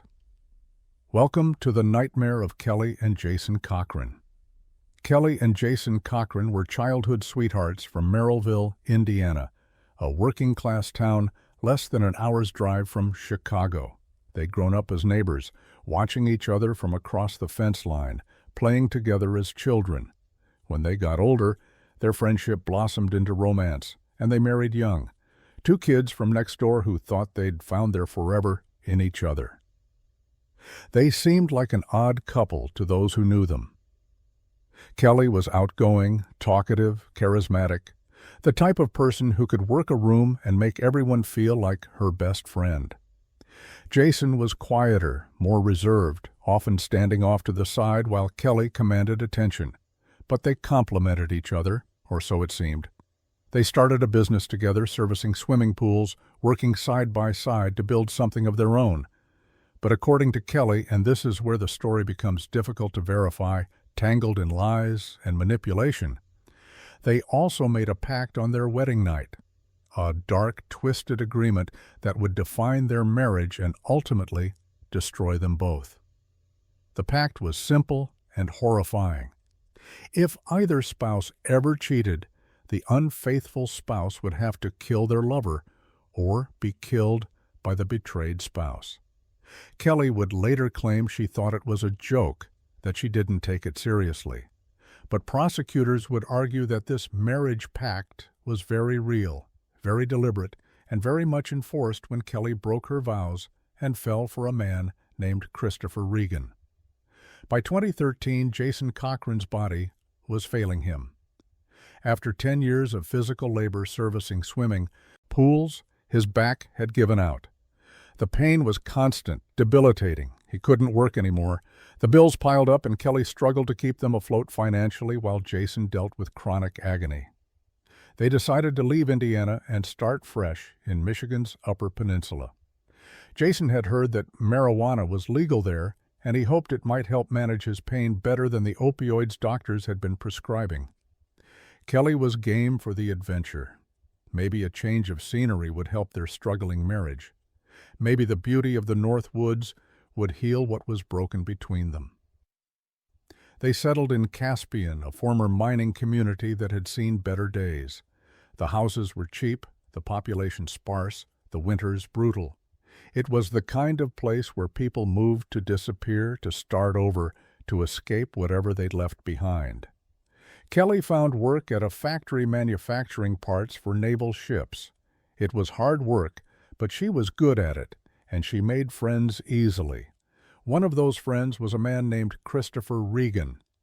Chris Regan was 53 years old, 20 years older than Kelly, but age meant nothing when they connected. He was an Air Force veteran, a Detroit native who'd moved to the Upper Peninsula for the peace and quiet. He loved hiking, loved the outdoors, loved the unspoiled beauty of the region. He was energetic, always learning, always improving himself. He'd even gone back to college to become a better manager at his job. He was just wonderful, his ex-girlfriend Terry O'Donnell would later recall. He loved life. He was continually improving himself and going to school. Kelly and Chris bonded over their work at the factory. They talked during breaks, helped each other on the line, developed the kind of friendship that can form between co-workers who spend 8 or 10 hours a day side by side. But somewhere along the way, the friendship became something more. They started an affair. Chris was cheating on Terry. Kelly was cheating on Jason. Both relationships were built on lies and secret meetings, but Kelly and Chris didn't care. They had something real, something intense, something that made Kelly feel alive in a way her marriage to Jason no longer did. "I got bored from getting married," Kelly would later tell investigators from prison. "It was okay at the start, but all I did was work." Chris gave her excitement. He gave her attention. He made her feel wanted. And Kelly, for perhaps the first time in her marriage, felt genuinely happy. But back at home in Caspian, Jason Cochran was watching, waiting, and remembering the pact they'd made on their wedding night. The morning of October 14, 2014, was the last time anyone outside the Cochran household heard from Christopher Regan. He texted Terry O'Donnell that morning. They were trying to patch things up, to salvage their relationship. They'd made plans to spend Thanksgiving together. Terry was hopeful. She thought maybe they could make it work. But Chris had plans that evening that Terry didn't know about. He was going to see Kelly. One last time, he told himself, one last night together. He had no idea he was walking into an execution. According to Kelly's later confession, though she would change her story multiple times, making it nearly impossible to know what's true, she and Jason had argued the night before about Chris. Jason was furious about the affair. He confronted Kelly about violating their marriage, about breaking the pact they had made.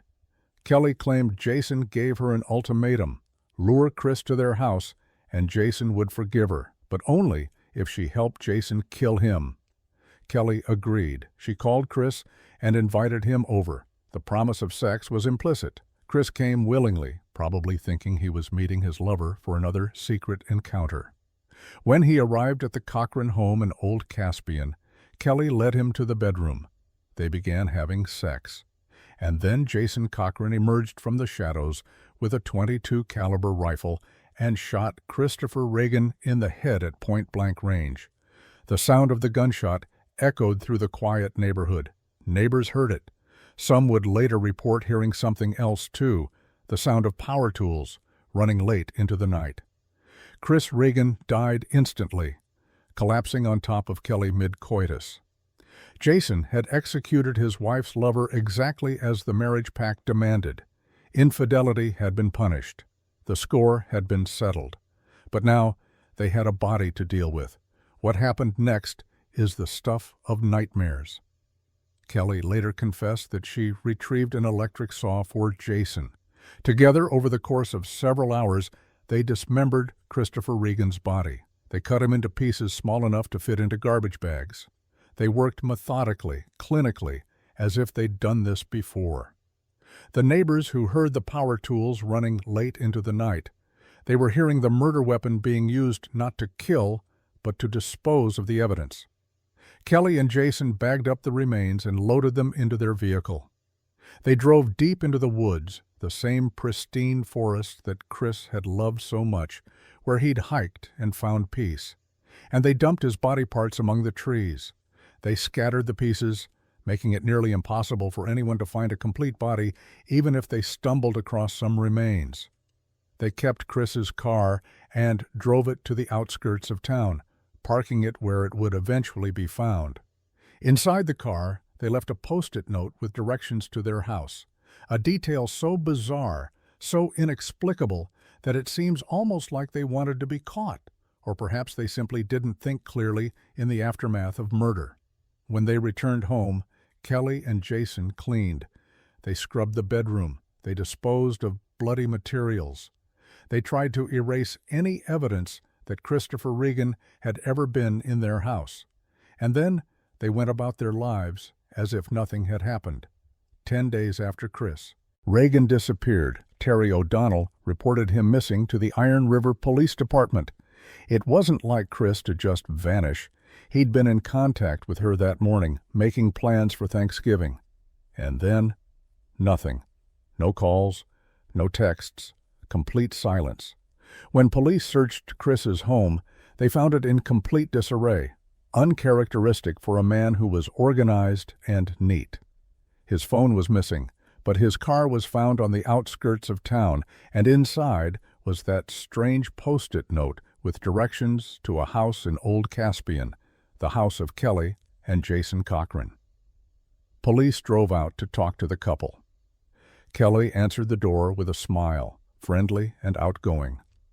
She admitted she'd been in touch with Chris around the time he disappeared, but claimed she hadn't seen him since then. She seemed completely at ease, not the least bit nervous. Jason, on the other hand, stood off to the side. He was emotionless, detached. He barely spoke. Sergeant Cindy Barrett, one of the investigating officers, told Snapped that she found Jason's demeanor strange. "I became suspicious, but I had nothing to base my suspicions on," she said. Co-workers at the factory told police about the rumored romance between Kelly and Chris. So investigators brought both Cochrans in for formal interviews. Kelly admitted to the affair but claimed she and Jason had an open marriage, and he was fine with it.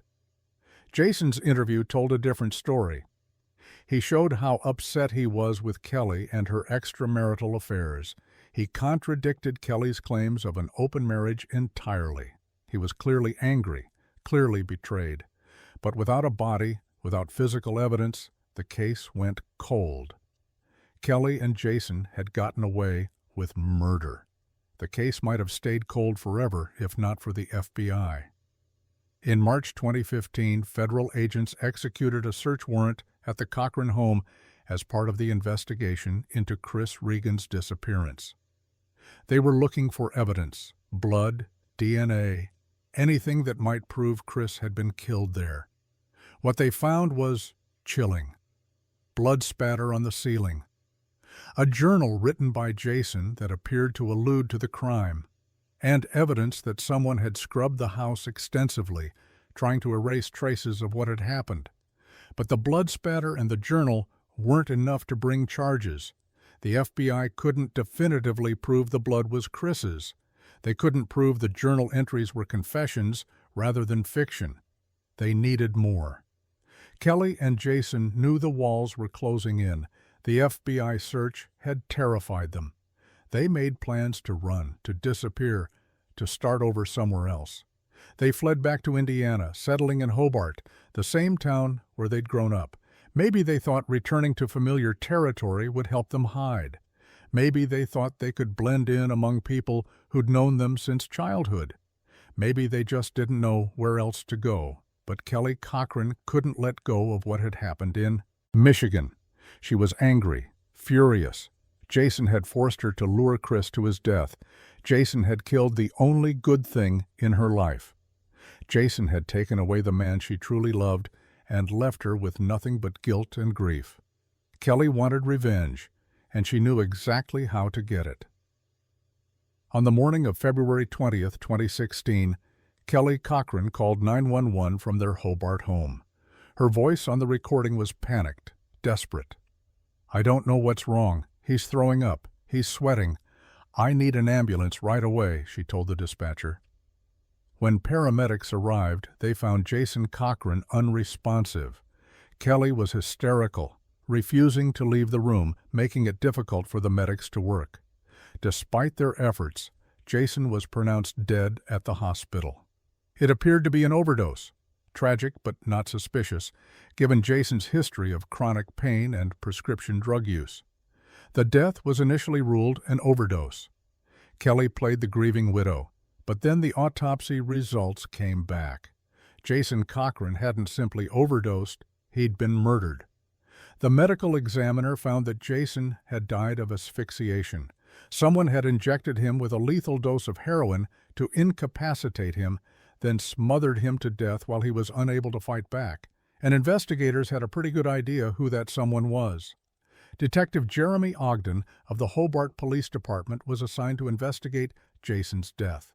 When he learned that the Cochrans were wanted for questioning in a Michigan murder case, he contacted former Iron River Police Chief Laura Frizzo. The two departments began working together, sharing information, building a case.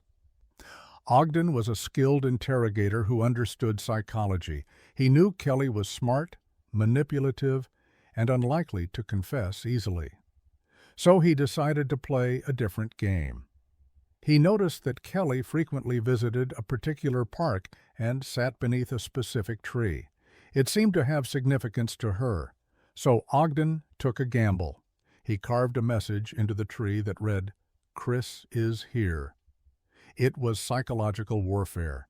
He wanted Kelly to think that Chris Regan's spirit was haunting her, that she couldn't escape what she'd done. He wanted to get inside her head. It worked. Kelly began to unravel. She fled to Kentucky, but the U.S. Marshals Service tracked her down and arrested her. While in custody, she made shanks out of her eyeglasses and threatened to hurt herself or anyone who came near her. She was spiraling, losing control, and then, gradually, she started talking. Kelly admitted to being involved in Chris Regan's murder. She claimed Jason had forced her to lure Chris to their home. She said Jason was the one who pulled the trigger. She described helping with the dismemberment and disposal of the body. She even led investigators to the location in the Michigan woods where they dumped Chris's remains. Police found bones, including a skull with a bullet hole. They found eyeglasses that belonged to Chris. They found parts of the rifle Jason had used. Christopher Regan had been found. 2 years after his murder, his family finally had confirmation of what they'd feared. He was dead. Murdered by the couple he'd called friends.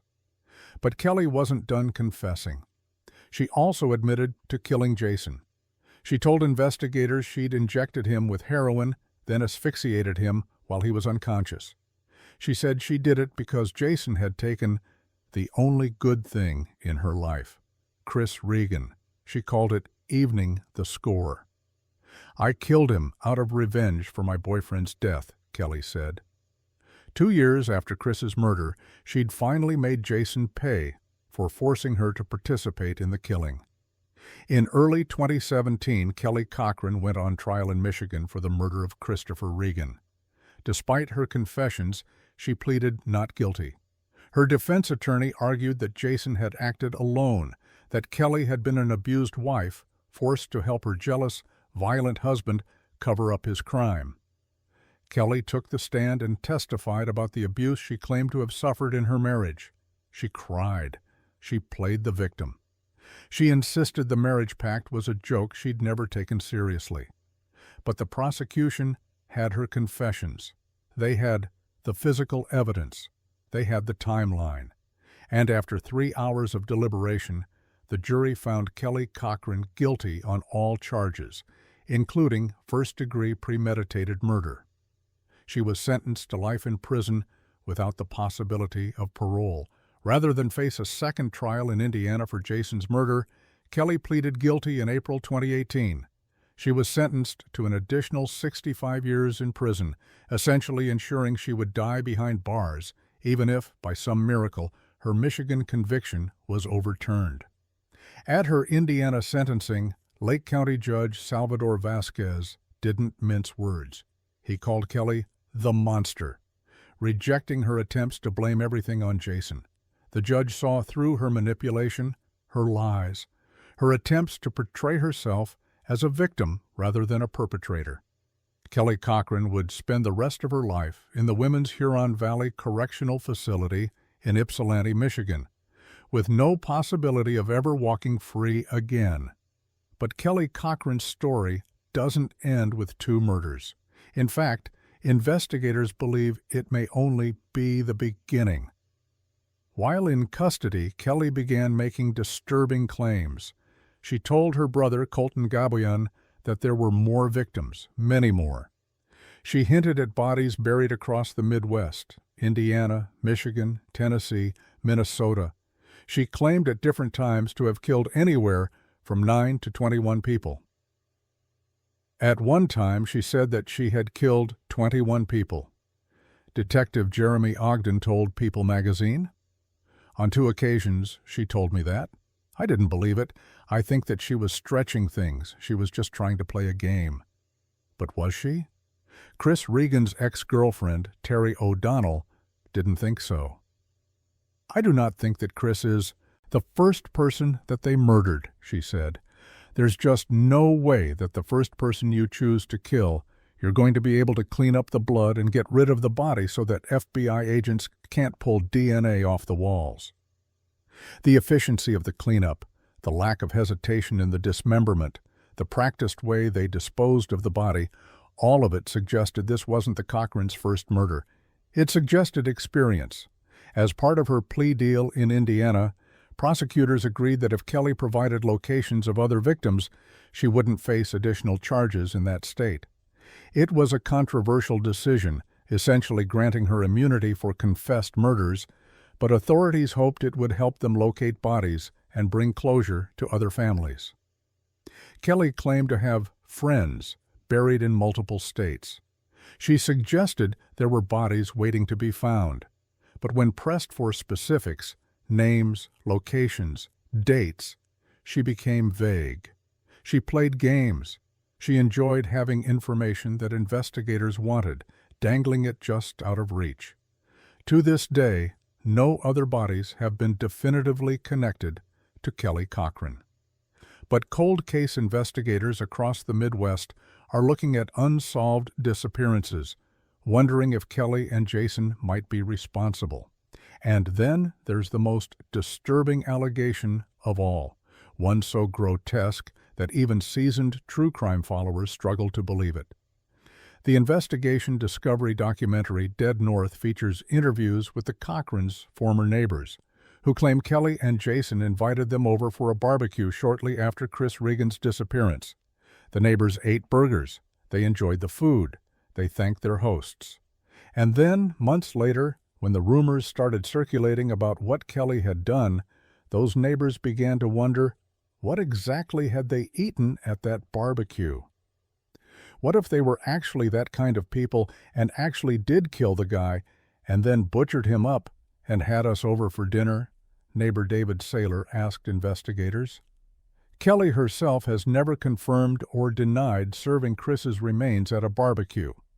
It remains an unsubstantiated rumor, impossible to prove given how much time has passed. But the fact that investigators and neighbors even considered it possible speaks to just how monstrous Kelly Cochran's crimes were.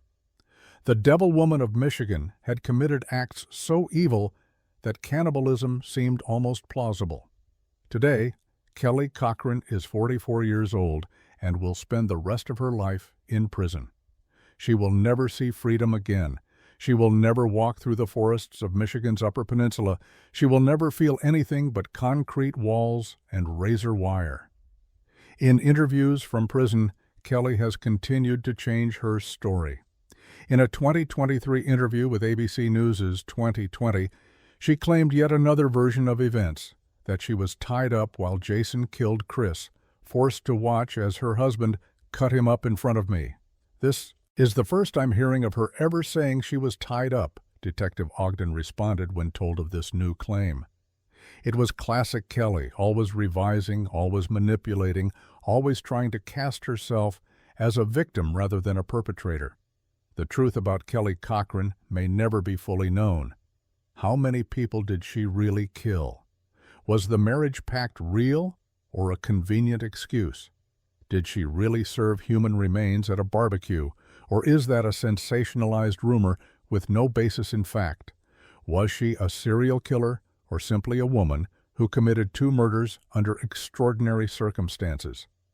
What we know for certain is this: Kelly Cochran helped murder Christopher Regan, a man who loved her, by luring him to his death and then dismembering his body. And 2 years later, she murdered her husband of 13 years by injecting him with heroin and asphyxiating him while he was defenseless.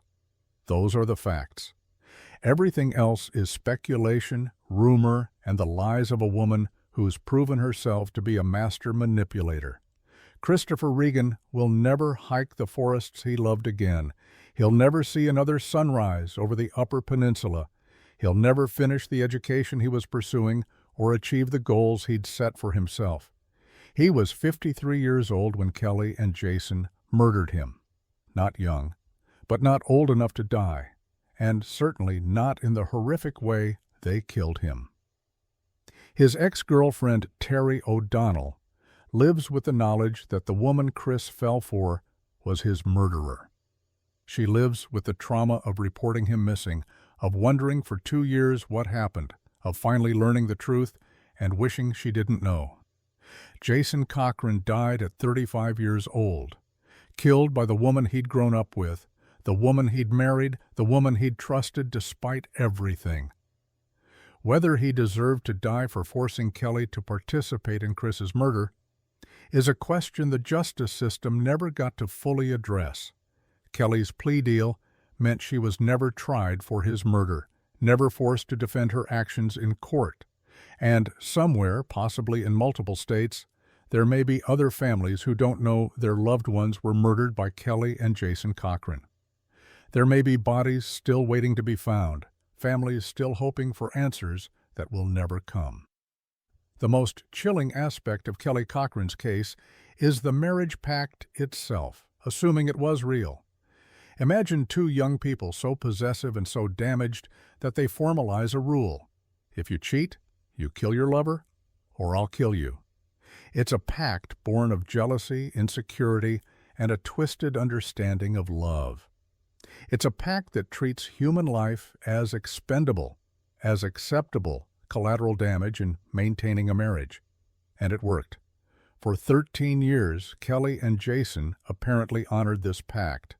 Whether because they never cheated during that time, or because Kelly was the first to violate it, we'll never know. But when Kelly fell for Chris Regan, the pact came due. Jason enforced it. Kelly participated.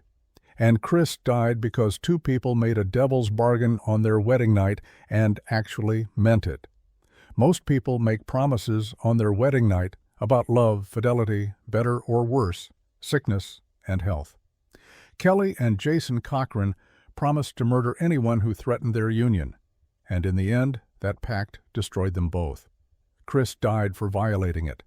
Jason died for enforcing it, and Kelly will die in prison for honoring it. Those who saw Kelly Cochran in court described her as terrifying. The first time I saw her was in the courthouse, Terry O'Donnell testified. I just remember her staring at me and grinning. I took a deep breath and thought she was the scariest person I've ever seen." That grin, that ability to look at the grieving ex-girlfriend of her murder victim and smile, tells you everything you need to know about Kelly Cochran. She lacks empathy. She lacks remorse. She lacks the basic human compassion that prevents most people from dismembering bodies or injecting their spouse with lethal drugs. The nickname Devil Woman of Michigan fits her perfectly, not because she's supernatural or inexplicable, but because she represents the darkest possibilities of human nature. She's what happens when jealousy, manipulation, and violence come together in one person. She's what happens when a couple makes murder their shared value. And she's a reminder that evil doesn't always announce itself. Sometimes it lives next door, invites you to barbecues, smiles at you in the factory break room, and hides its darkness behind friendly conversation and a charismatic personality. Kelly Cochran will die in prison. But the question that haunts investigators, how many others died before she was caught, may never be answered. The forests of Michigan's Upper Peninsula keep their secrets well, and Kelly, grinning in her cell, seems content to let them wonder. God's country had housed the devil, and now, locked away forever, she can harm no one else. But for Chris Regan, for Jason Cochran, and for any others whose bodies lie undiscovered in the woods, that protection came far, far too late. Case 8. Dalia Dippolito. August 5, 2009, started like any ordinary Wednesday morning for Dalia Dippolito. The 26-year-old left her home in Palm Beach County, Florida, just before 6:00 a.m. and drove the short distance to her local LA fitness gym. She swiped her membership card, changed into her workout clothes, and began her routine. Everything seemed normal, mundane, forgettable. But while Dalia was at the gym, supposedly working on her fitness, police were staging an elaborate crime scene at her home. They were setting up police tape, positioning patrol cars, briefing officers on their roles, and preparing to deliver devastating news to the young newlywed. Her husband had been murdered. Except Michael Dippolito wasn't dead. He was very much alive, sitting safely in a police station, watching on a monitor as his wife of just 6 months was about to give the performance of her life. Because Dalia Dippolito hadn't come to the gym to exercise, she'd come to establish an alibi. She thought that while she was publicly working out, surrounded by witnesses and security cameras, a hitman she'd hired was breaking into her home and shooting her husband in the head. What Dalia didn't know was that the hitman was an undercover cop. The murder plot was a police sting, and every moment, from her planning sessions to her fake emotional breakdown, was being captured on video for the reality TV show Cops. Dalia wanted to be on television. She got her wish, but not the way she'd imagined. The story of Dalia and Michael Dippolito began in October 2009, in perhaps the least romantic way possible. She was a call girl, and he hired her for sex. Michael Dippolito was a convicted felon with a complicated past. He'd spent time in prison, struggled with drug problems, and was currently on probation. He was also still married to his first wife, Maria, though that marriage was clearly failing. When Michael called an escort service and Dalia showed up at his door, neither of them expected anything beyond a business transaction. But something clicked between them. They talked. They laughed. They connected in a way that surprised them both. What started as a paid encounter evolved into something more, or at least it seemed to. Michael was smitten. Dalia was charming, beautiful, attentive. She made him feel alive in a way he hadn't in years. Within weeks, Michael had left his wife. Within months, he and Dalia were engaged. And on February 2, 2009, just 5 days after Michael's divorce was finalized, they were married in a quick ceremony. It was a whirlwind romance. Too quick, some of Michael's friends warned. They barely knew each other. Michael was still on probation, still rebuilding his life. Dalia had her own baggage. a past as an escort, financial troubles, a hunger for a lifestyle she couldn't afford on her own. But Michael was in love, or at least he thought he was. He overlooked the red flags. He ignored the warnings. He believed Dahlia when she said she loved him too. On their refrigerator, Dahlia left a love note. "The happiest I've ever been. Completely unreal. My dream guy. Love you now. Always and forever." It seemed genuine. It seemed real. It was completely, utterly fake. Michael DiPolito had something Dahlia wanted: money and assets. He owned a $250,000 townhouse in Boynton Beach. He had savings. He had insurance policies. And because of his criminal past and probation status, he was vulnerable, easy to manipulate, easy to frame, easy to control. Within a month of their marriage, Dahlia began systematically stealing from her new husband. She drained $100,000 from his accounts, a staggering sum that Michael didn't immediately notice because he'd trusted his wife with access to his finances. But stealing wasn't enough. Dahlia wanted everything, and the only way to get everything was to make sure Michael couldn't fight back. She needed him either in prison or dead, preferably dead, so she could collect on his life insurance and sell his assets without having to split anything in a divorce. So Dahlia launched a multi-pronged attack on her husband's freedom and his life. First, she tried to get his probation revoked. She planted drugs in Michael's truck twice and called police with anonymous tips about her husband carrying narcotics. If Michael was arrested for drug possession while on probation, he'd go straight back to prison. Problem solved. When the drug plants didn't work, Michael managed to avoid serious consequences both times. Though he was terrified and confused about how drugs kept appearing in his vehicle, Dahlia escalated. According to Michael's later testimony, someone spiked his iced tea with antifreeze. He became violently ill, but survived. He never suspected his loving wife was trying to poison him. He thought he'd just gotten sick, maybe food poisoning or a stomach bug. Dahlia was frustrated. Nothing was working. Michael was still free, still alive, still in her way. She needed a more reliable method. She needed someone to just kill him. Mohammed Shihade was an ex-boyfriend of Dahlia's, one of several men she was juggling while married to Michael. She'd been sending him explicit text messages, promising they could have a future together, telling him about her unhappy marriage. "I really hate him and want to key him rot," she wrote to Shihade, her venom for Michael bleeding through every text. In late July 2009, Dahlia approached Shihade with a proposition. Could he help her find a hitman? She wanted Michael dead. She was willing to pay. She needed it to look like a robbery gone wrong.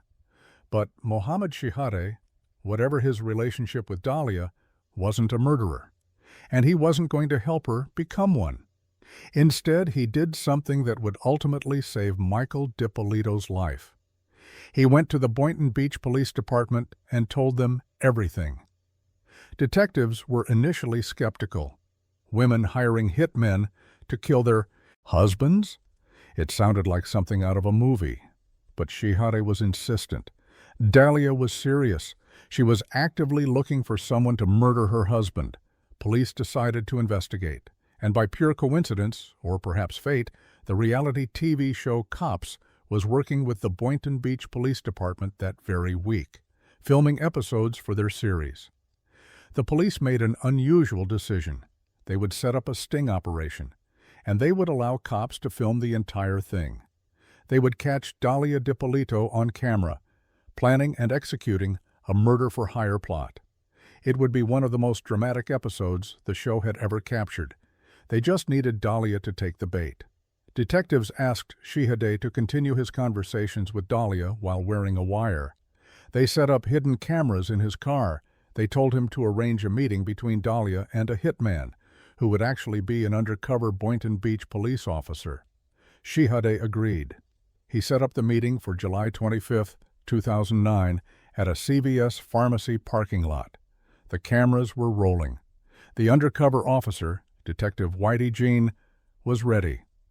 All they needed was for Dahlia to show up and say the words that would seal her fate. She showed up. The 23-minute video of that meeting is one of the most damning pieces of evidence ever captured in a murder-for-hire case. It's chilling, unambiguous, and utterly devoid of any reasonable interpretation other than that Dahlia Dippolito was actively planning her husband's murder. "I just need to make sure everything is going to be taken care of," Dahlia told Detective Jean, believing he was a real hitman. They discussed logistics. How would he kill Michael? When? Where? Dahlia wanted it done while she was at the gym. She needed an airtight alibi. She wanted it to look like a robbery, a random home invasion gone wrong. "Are you sure you want to do this?" Detective Jean asked her, giving her multiple opportunities to back out. Dahlia didn't hesitate. "I'm 5,000% sure," she said. 5,000%. Not 100%. Not even 1,000%. 5,000% sure she wanted her husband of 6 months murdered. They agreed on a price, $7,000. Dahlia said she'd pay him after the job was done. She discussed how Michael would be positioned in the house, when he'd be most vulnerable, how to make it look convincing. At one point, Detective Jean looked directly at her and said, "He asks you, 'Are you sure you want to kill him?'" Dahlia's response captured forever on video. As if she had ice running through her veins, she says, "There's no changing. I'm determined already." The meeting ended with a plan. On August 5th, while Dahlia was at the gym, the hitman would break into her home and kill Michael Dippolito. Dahlia would return home from her workout to find her husband dead, call the police, play the devastated widow, and collect her inheritance. Except none of that would happen, because the police now had everything they needed to arrest Dahlia Dippolito for solicitation of first-degree murder. But they decided to go one step further. They decided to show Dahlia exactly what she would have found if her plan had succeeded. They decided to give her a taste of her own medicine. On the morning of August 5th, everything proceeded according to Dahlia's plan. At first, she woke up early, kissed her husband goodbye, and drove to LA Fitness. She swiped her gym membership card at 5:52 a.m., establishing her alibi with electronic documentation. She was there, in public, where dozens of cameras and witnesses could confirm her location. But back at her townhouse, police were already in motion. They'd contacted Michael the night before and explained everything. His wife had hired a hitman. The hitman was a cop. They needed Michael to cooperate with a sting operation that would catch Dahlia in the act. Michael was devastated, shocked. 6 months of marriage, and his wife was trying to have him killed? He'd trusted her, loved her, given her access to his money, his home, his life, and she'd responded by trying to murder him. But Michael agreed to help. Police removed him from the house early that morning and took him to the police station. Then they staged a crime scene at the townhouse. They set up police tape. They positioned patrol cars with lights flashing. They had officers standing guard, looking somber and serious. To anyone driving by, especially to Dahlia when she returned from the gym, it would look like a real crime scene. It would look like something terrible had happened. The cops' camera crew was there too, disguised as news reporters. Their cameras would capture every moment of Dahlia's reaction. At approximately 7:30 a.m., Dahlia received a phone call at the gym. It was Detective Sergeant Frank Ranzi. He told her she needed to come home immediately. Something had happened. She needed to get there now. Dahlia drove home, probably thinking her plan had worked perfectly. The hitman had done his job. Michael was dead. She was about to become a very wealthy widow. When she pulled up to her townhouse and saw the police tape, the patrol cars, the officers, the reality of what she thought had happened must have hit her. This was it. She'd gotten away with murder, or so she thought. What happened next was captured on video and would later be played in courtrooms and broadcast around the world. It's a master class in fake emotion, in calculated deception, in a sociopath trying to play the role of grieving widow. Dahlia got out of her car and approached the police tape. Officers intercepted her. Sergeant Ramsey approached with a grave expression. "What's going on?" Dahlia asked, her voice rising. "What happened?" "I'm sorry," Ramsey said. "There's been an incident. Your husband, he's been shot. He didn't make it."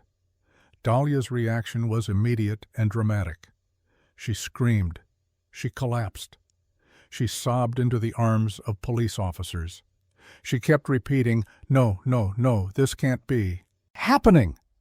It was an Oscar-worthy performance.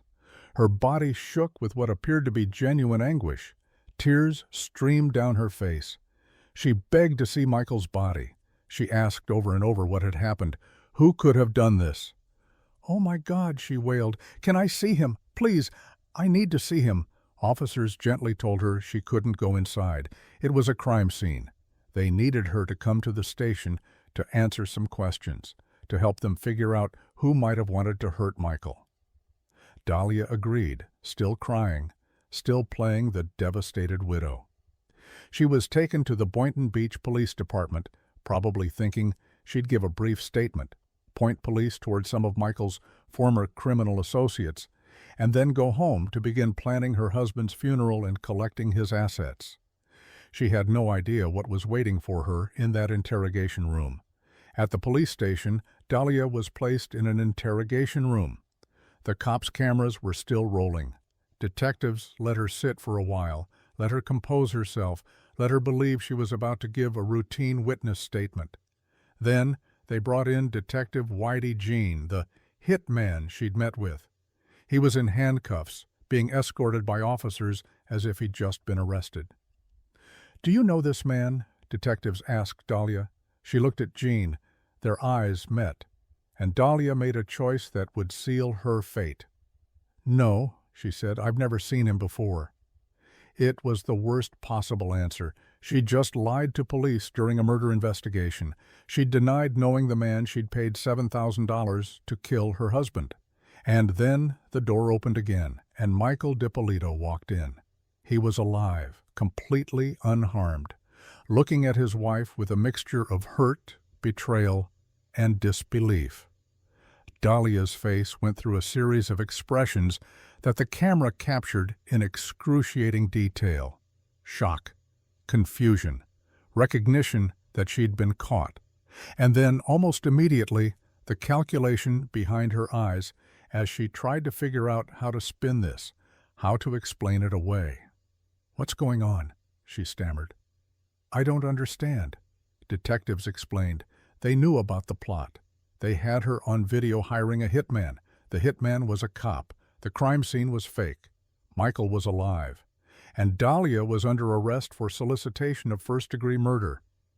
They played the video of her meeting with the hitman. Dahlia watched herself on screen saying she was 5,000% sure she wanted Michael dead. "I pretty much consider my life is over," Dahlia would later tell Diane Sawyer before her trial. She was right. When Dahlia's case went to trial in 2011, her defense attorney pulled out what might be the most bizarre defense strategy in the history of American jurisprudence. It was all fake. The whole thing. Dahlia and Michael had staged the murder-for-hire plot together because they wanted to get a reality TV show. Attorney Michael Salnick stood before the jury and argued with a straight face that the plot for the contract killing of Mike DiPolito was never real. He claimed Michael, a convicted felon on probation, was obsessed with reality TV shows like Jersey Shore and Cheaters. Michael had orchestrated the entire scheme, Salnick argued, hoping to catch the attention of reality TV producers. It was a stunt that Michael DiPolito, whether he'll admit it or not, hoped to capture the attention of someone in reality TV, Salnick said. The defense pointed out that Dahlia had appeared on reality TV before. As a teenager, she'd been on an episode of The Jamie Kennedy Experiment that involved a fake hitman. So she knew how these scenarios played out. She was just acting, her lawyers claimed. This was all performance art designed to land them a TV deal. Michael DiPolito took the stand and firmly denied this story.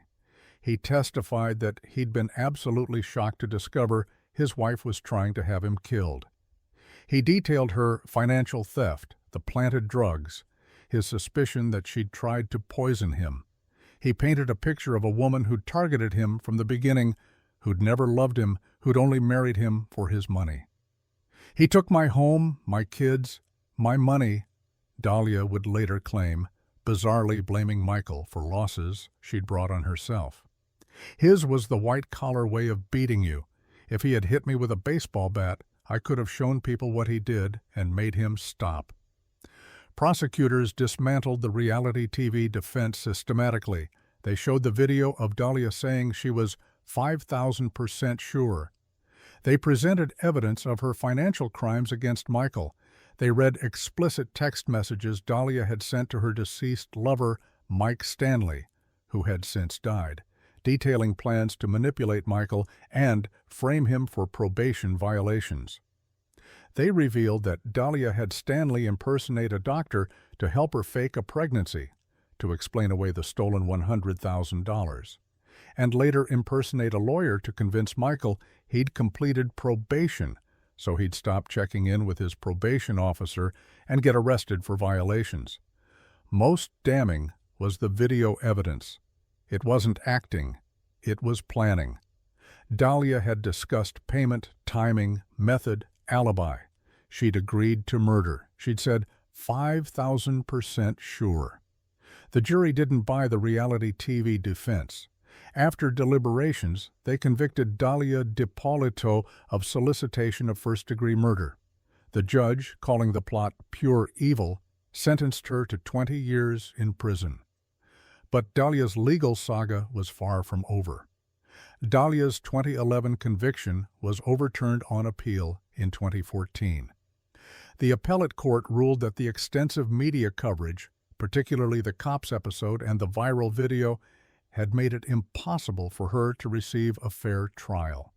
The jury pool had been tainted by pretrial publicity. A second trial was held in late 2016. This time the jury couldn't reach a unanimous verdict. They deadlocked 3-3, resulting in a hung jury. Dahlia walked free on bond, and prosecutors had to decide whether to try her a third time. They decided to proceed. In June 2017, Dahlia went on trial for the third time. By now, the case had dragged on for 8 years. The video had been watched millions of times online. The phrase 5,000% sure had become an internet meme. Everyone knew Dahlia DiPolito. Everyone had an opinion. But this jury heard the same evidence the others had: the planning video, the fake crime scene reaction, the financial crimes, the manipulation of multiple men, the pattern of trying to destroy Michael through various means. And this time, after 90 minutes of deliberation, they reached a verdict: guilty. Dahlia showed no reaction as the verdict was read. Her family sat stoically. It was over. On July 21, 2017, Circuit Judge Glenn Kelly sentenced Dahlia to 16 years in prison, less than the original 20-year sentence, but still a significant term. He said Dahlia had acted in a cold and calculated manner. This particular crime was committed not in an unsophisticated way, but in a sophisticated way in a calculated fashion, Judge Kelly said. There was a plan put in place by Dahlia DiPolito to kill Mike DiPolito. Michael DiPolito released a statement saying he was 5,000% happy with the verdict, a reference to Dahlia's infamous line that would haunt her forever. Dahlia DiPolito is currently serving her 16-year sentence at the Lowell Correctional Institution in Florida. Her scheduled release date is April 6, 2032, when she'll be 49 years old. According to her attorney, Dahlia has been a model prisoner. She leads a Bible study group. She works in the prison cafeteria. She maintains contact with her son, born during her time on house arrest between trials, who is being raised by her mother. Her defense team continues to argue that the Boynton Beach Police Department manipulated her for the cameras. that they railroaded her to create good TV for cops, that the investigation was tainted from the beginning by the desire to make sensational content. To give Dalia a hefty sentence and send her to jail for many years sends a message that it's okay for police departments to break the rules and break the law, and use contaminated evidence to get a conviction, her attorney Brian Claypool said after sentencing. But prosecutors and the jury saw it differently. They saw a woman who tried to murder her husband for money. They saw cold, calculated planning. They saw manipulation, lies, and a complete lack of remorse. The cops' cameras didn't force Dalia to say she was 5,000% sure. The police didn't make her discuss payment and timing and method. She did that herself, of her own free will, because she genuinely wanted her husband dead. Michael DiPolito has moved on with his life, though he's never fully recovered from the betrayal. "I had a successful business," he testified during one of Dalia's trials. "In the beginning, we were excited. Everything was going great. I got to meet her family. We were going there every other day." He thought he'd found love.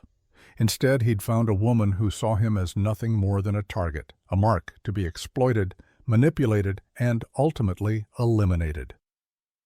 The case of Dalia DiPolito remains one of the most watched true crime cases in Internet history. The videos have been viewed millions of times. The case has been featured on Cops 2020, Investigation Discovery, and countless true crime YouTube channels and podcasts. The phrase 5,000% sure has become shorthand for absolute, unshakable certainty. It's a meme, a punchline, a cultural reference that transcends the original case. But for those who look beyond the memes and the sensational videos, Dalia's case reveals something darker about human nature. Here was a woman who, within 6 months of marriage, had stolen $100,000, attempted poisoning, tried to frame her husband for probation violations, and hired a hitman to murder him. All for money, all for assets she hadn't earned, all to avoid the inconvenience of divorce. The coldness of it is staggering. The calculation involved. Manipulating an ex-boyfriend to find a hitman. Manipulating another lover to help frame Michael. Manipulating Michael himself into trusting her with his finances speaks to a level of sociopathy that's genuinely chilling. And the performance when she thought she'd succeeded. The crying, the screaming, the begging to see her dead husband's body. That wasn't the reaction of someone in shock. That was the reaction of someone who'd practiced what a grieving widow should look like and was delivering her lines. Dalia DiPolito wanted to be on TV. She wanted fame, attention, the spotlight. And she got it, just not the way she imagined. Instead of being a reality TV star, she became infamous as the woman who was 5,000% sure she wanted her husband dead. In October 2021, Mohammed Shihadeh, Dalia's ex-boyfriend who'd gone to police and triggered the entire investigation, was found dead in his Sebring, Florida apartment at age 40. He'd been out of contact with family for 2 days before his brother found his body. The cause of death was never publicly revealed. Police said there were no signs of foul play, but the timing was eerie. Dalia had been in prison for years by that point, so she couldn't have been directly involved. But the man who'd saved Michael DiPolito's life by reporting Dalia's murder plot had died young under unclear circumstances. Some speculated that Dalia had connections, that she'd ordered a hit from prison. Others dismissed this as conspiracy thinking. Shihadeh's death was probably natural or accidental, just an unfortunate coincidence. The truth remains unknown, but it adds one more layer of unease to an already disturbing case. Michael DiPolito survived his wife's murder plot. He testified at all 3 of her trials, reliving the betrayal each time. He's had to watch the video of Dalia planning his murder over and over. He's had to hear her defense attorneys claim he was in on it, that he'd orchestrated the whole thing for fame. In statements to the court, Michael has been consistent. He loved Dalia. He thought their marriage was real. He was devastated to learn she'd been trying to kill him. "I pretty much consider my life is over," Dahlia told Diane Sawyer before her first trial. But it was Michael whose life was nearly ended. Michael, who had to rebuild after discovering the woman he'd married, had seen him as nothing more than a paycheck worth more dead than alive. The trauma of that betrayal, of loving someone who was actively planning your murder while kissing you goodbye and leaving love notes on the refrigerator, is almost incomprehensible. Michael will carry those scars forever. At its core, Dahlia Dippolito's case is about greed, not the desperate, survival-driven greed of someone stealing bread to feed their family. This was luxury greed, status greed, the greed of someone who wanted a comfortable lifestyle without working for it, who wanted money and assets without earning them, who wanted the rewards without the effort. Michael Dippolito had money, but he wasn't wealthy. He had a nice townhouse, not a mansion. He had savings, not millions. But to Dahlia, who'd been working as an escort and struggling financially, Michael represented an opportunity, a chance to live better, a chance to have more. And when she realized she could have everything if Michael just wasn't around anymore, when she calculated that his life insurance plus his assets minus the cost of a hitman equaled a substantial profit, she made her choice, 5,000% sure. The tragedy is that Dahlia could have simply divorced Michael. She could have walked away with some of his assets in a settlement. She could have moved on, found another man, built a life through legitimate means. But that would have taken time, effort, the indignity of splitting assets rather than taking everything. And Dahlia Dippolito didn't want to share. She wanted it all, and she wanted it now. So she plotted murder. And thanks to a brave ex-boyfriend, a well-coordinated police sting, and the cameras of cops, every moment of her plot was captured for posterity. Dahlia Dippolito will be released from prison in 2032 at age 49. She'll have served 16 years for attempting to murder the man she'd married. Michael Dippolito will be 61 years old, having spent over 2 decades knowing his wife tried to have him killed.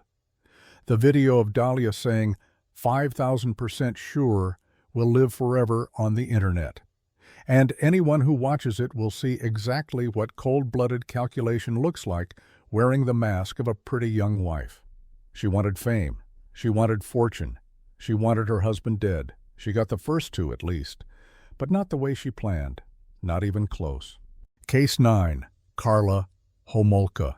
In the fall of 1987, 23-year-old Paul Bernardo walked into a hotel restaurant in Scarborough, Ontario, and locked eyes with 17-year-old Karla Homolka. It was, by all accounts, love at first sight. He was handsome, charming, and ambitious, a university graduate working as an accountant. She was blonde, bubbly, and fresh-faced, a veterinary assistant who loved animals and dreamed of a fairy tale life. Friends would later describe them as the Ken and Barbie couple, impossibly attractive and seemingly perfect for each other. But beneath the wholesome exterior, something dark was already stirring. Paul Bernardo wasn't just a clean-cut businessman. He was the Scarborough rapist, a serial predator who had been terrorizing the Toronto suburbs since 1987, stalking teenage girls and attacking them at knife point. He'd raped at least 14 women, sometimes filming his attacks with a camcorder. And Karla? Far from being repulsed when she eventually learned the truth, she was fascinated. She encouraged his darkest fantasies. She wanted to be part of them. What followed was one of the most disturbing criminal partnerships in Canadian history, a killing spree that would claim 3 young lives, shatter countless families, and expose catastrophic failures in the justice system. But perhaps the most horrifying aspect of the Karla Homolka story is where it began, with the drugging, rape, and death of her own 15-year-old sister, served up to her boyfriend like a twisted Christmas present. Tammy Homolka was everything a teenage girl should be, bright, trusting, full of life. At 15, she had her whole future ahead of her. She loved her older sister Karla and looked up to her. She trusted her completely. That trust would be her undoing. By late 1990, Carla and Paul had been dating for 3 years, and their relationship had grown increasingly disturbing. Paul had become fixated on one thing: Carla wasn't a virgin when they met, and he obsessed over this fact constantly. He wanted to be someone's first, and he'd set his sights on someone in particular, Carla's baby sister, Tammy. Rather than protecting her sister, rather than ending the relationship with this dangerous man, Carla made a decision that defies comprehension. She would give Paul what he wanted. She would give him Tammy. On December 23, 1990, Carla brought home animal tranquilizers from the veterinary clinic where she worked, Halcion and Halothane, powerful sedatives used on animals. The next evening, Christmas Eve, the Homolka family gathered at their home in St. Catharines. After Carla's parents went to bed, Carla put her plan into motion. She crushed the Halcyon pills into Tammy's drinks, waiting for her sister to become drowsy. Then she pressed a cloth soaked in halothane, a powerful anesthetic, over Tammy's nose and mouth. What happened next was captured on videotape. Paul Bernardo filmed as he and Carla took turns sexually assaulting the unconscious 15-year-old girl. Carla later described herself as an active, willing participant, performing sex acts on her own sister while Paul raped her. The video shows Carla smiling, even joking, as they violated Tammy. At one point, Carla dressed up in Tammy's clothing and posed for the camera as if wearing her sister's identity like a costume. But something went wrong. Tammy began to vomit while unconscious, a common reaction to the drugs. She started choking. As Tammy struggled to breathe, her face turning blue, Carla and Paul panicked. Instead of calling for help immediately, they tried to cover their tracks, redressing Tammy and hiding the evidence of what they'd done. By the time they called 911, claiming Tammy had simply choked on her own vomit after drinking too much, it was too late. Tammy Homolka died in the early hours of December 25, 1990. Christmas morning.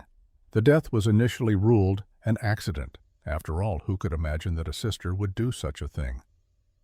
Carla played the devastated sibling at Tammy's funeral, weeping and being comforted by her grieving parents. Nobody suspected the truth. Nobody knew that 6 months later, Carla and Paul would do it again. Tammy's death should have been a wake-up call. It should have horrified Carla into leaving Paul, into confessing, into stopping. Instead, it emboldened them both. They'd gotten away with murder once. They could do it again, and this time they'd make sure their victims didn't accidentally die. They'd kill them on purpose. Leslie Mahaffey was 14 years old when she made the fatal mistake of being locked out of her house late one night in June 1991. It was June 15th, just past midnight, and Leslie was returning from a friend's wake. Finding herself locked out, she decided to wait outside until morning rather than wake her parents. She never got the chance. Paul Bernardo spotted her in the early morning hours as he prowled the streets of Burlington, Ontario. He approached her with a knife, forced her into his car, and brought her back to the house he now shared with Carla in Port Dalhousie. They had married just weeks earlier, on June 29th, a lavish wedding paid for by Carla's parents, who still believed their daughter was innocent in Tammy's death.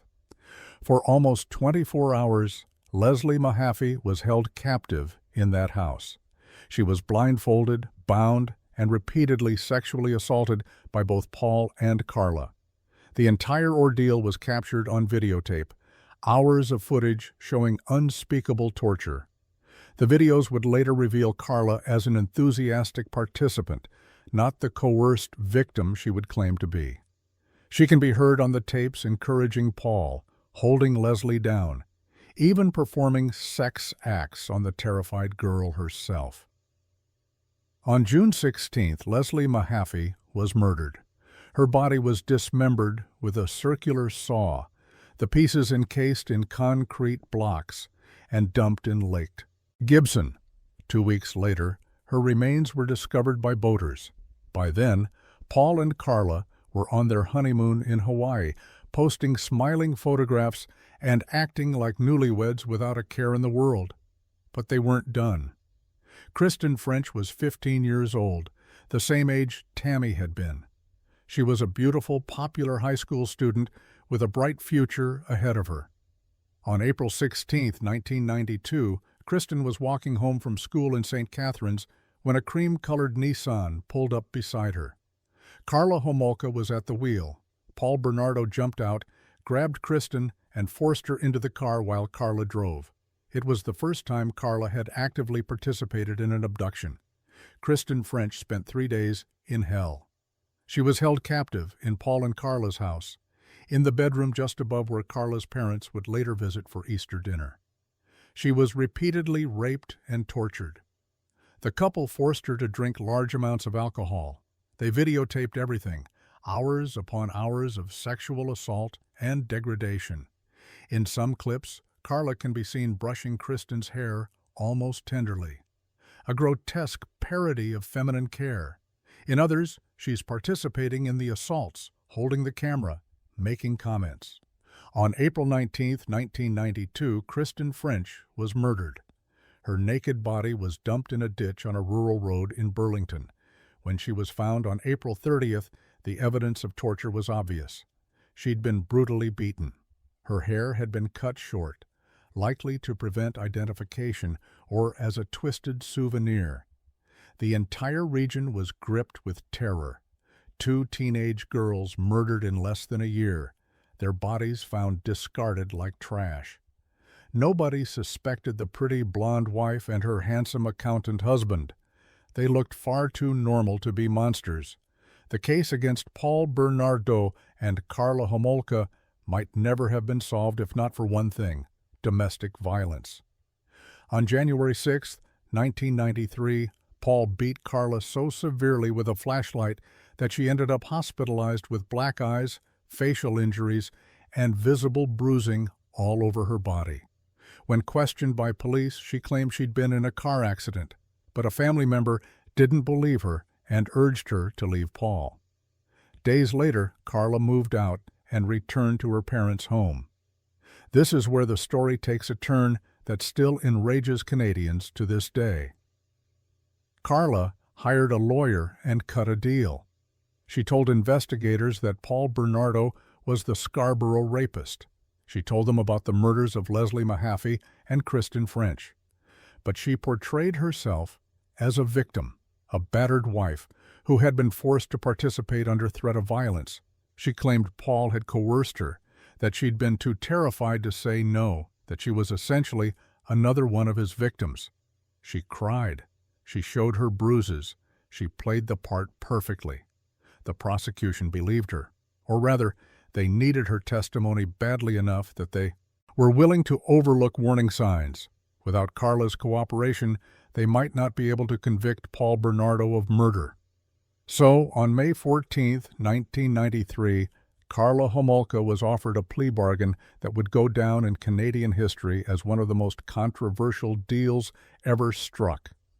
In exchange for testifying against Paul Bernardo, Karla would plead guilty to 2 counts of manslaughter, not murder, manslaughter, for the deaths of Leslie Mahaffey and Kristen French. She would serve just 12 years in prison. She wouldn't even be charged with Tammy's death. 12 years. For helping rape, torture, and murder 3 teenage girls, one of them her own sister. 12 years.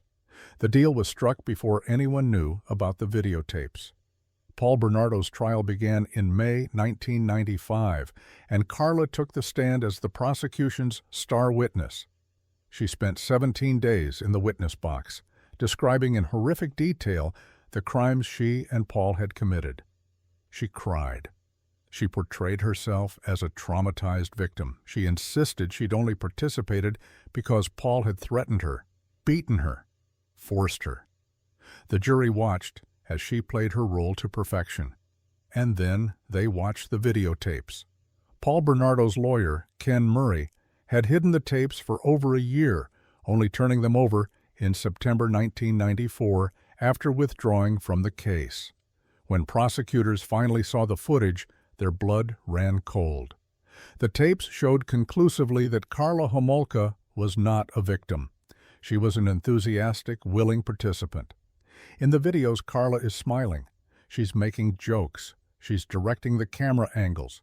She's performing sex acts on drugged, terrified girls without any visible coercion from Paul.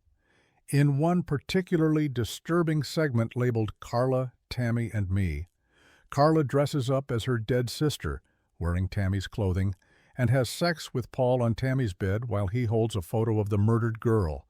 There is no fear in her eyes. There is no reluctance. There is only a woman fully engaged in horrifying acts of sexual sadism. Prosecutor Ray Houlihan would later tell the court that Karla had implicated herself in first-degree murder and was definitely not a victim. But it was too late. The deal had been signed. Karla's 12-year sentence couldn't be changed. Paul Bernardo was convicted of first-degree murder for the deaths of Leslie Mahaffey and Kristen French, as well as dozens of sexual assaults. He was sentenced to life in prison without possibility of parole for 25 years and declared a dangerous offender, meaning he will likely never be released. He also admitted to manslaughter in Tammy Homolka's death, though he wasn't formally tried for it. The Canadian public was outraged. Karla Homolka had manipulated the justice system, playing the battered wife when she was actually a calculating killer. The plea bargain became known as the Deal with the Devil, a catastrophic failure that let one of Canada's most dangerous criminals serve barely a decade for crimes that should have kept her locked up for life. On July 4, 2009, Karla Homolka walked out of Sainte-Anne-des-Plaines prison a free woman. She'd served her full 12-year sentence.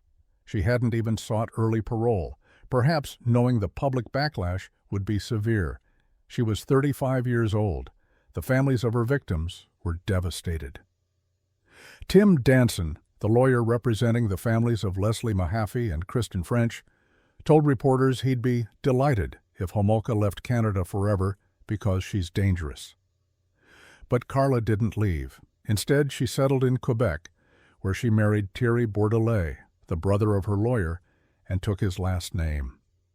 She now goes by Leanne Bordelais, and she had children, 3 of them, 2 boys and a girl. Let that sink in for a moment. The woman who drugged and helped rape and murder 3 teenage girls, including her own sister, is now a mother. She's raising children. She lives in a quiet neighborhood. She volunteers at her kids' schools, or at least she did, until parents found out who she was and protested. She shops at grocery stores. She walks down the street. Public sightings of Karla Homolka occasionally make the news in Canada, sparking fresh waves of outrage each time. In 2016, it was revealed she'd been volunteering at her children's elementary school in Montreal. Parents were horrified. In 2017, it came out that she'd actually been volunteering there for years. The school board issued reassurances, but many parents pulled their children out. Karla has given very few interviews since her release. In one 2009 CBC interview conducted the day she was freed, she said, "What I did was terrible. I was in a situation where I couldn't see clearly and where I couldn't get help. I was completely bowled over by Bernardo. I regret it enormously because now I know I had the power to stop it." But did she? The videotapes suggest otherwise. The testimony of forensic psychiatrists who examined her suggests otherwise. One psychiatrist noted that Karla remained something of a diagnostic mystery with a moral vacuity in her, which is difficult, if not impossible, to explain. Others have been more blunt. One evaluation stated that Homolka showed no real remorse, no genuine empathy for her victims, and displayed concerning traits of narcissism and manipulation. Yet she's free. She's living a normal life. She's raising children. Meanwhile, the families of Leslie Mahaffey, Kristen French, and Tammy Homolka live with their loss every single day. Debbie Mahaffey, Leslie's mother, called Karla's release a travesty of justice. The French family has described their ongoing pain as unbearable, and Carla's own parents, who lost one daughter to murder and another to evil, have lived with unimaginable grief, knowing their surviving daughter was responsible. What makes Karla Homolka's case so uniquely disturbing isn't just the brutality of the crimes or the failure of the justice system, though both are horrifying. It's the specific nature of her betrayal, the fact that she started her killing spree by drugging and delivering her own 15-year-old sister to be raped and killed. Tammy Homolka trusted Karla completely. She looked up to her big sister. She never could have imagined that Karla would see her as an object to be used, a gift to be given, a sacrifice to placate a boyfriend's twisted desires. That Christmas Eve, when Tammy accepted drinks from Karla, she had no reason to suspect anything was wrong. Why would she? Karla was her sister. The videotaped evidence makes clear that Karla wasn't coerced into this. She planned it. She acquired the drugs, she administered them, she participated actively. And when Tammy started dying, choking on her own vomit, Karla's first instinct wasn't to save her sister. It was to cover up what they'd done. That's the woman who walked free after 12 years. That's the woman who convinced prosecutors she was a victim. That's the woman who now lives among us, raising children, living a quiet life in Quebec. The Ken and Barbie killers were both monsters, but Karla Homolka may have been the more dangerous of the two precisely because nobody suspected her. She looked too normal, too feminine, too wholesome. She played the victim so convincingly that she manipulated an entire justice system. Even now, some people defend her, claiming she was coerced or brainwashed. But the videotapes don't lie, and the families of the dead will never forget. Karla Homolka is living proof that evil doesn't always announce itself. Sometimes it smiles at you across a family dinner table. Sometimes it tucks its children into bed at night, and sometimes it gets away with murder. The victims, Tammy Homolka, Leslie Mahaffey, and Kristen French, deserved so much more than they got. They deserved justice. They deserved to grow up, to have families, to live full lives. Instead, they got Karla Homolka, a sister and stranger who saw them as objects rather than human beings.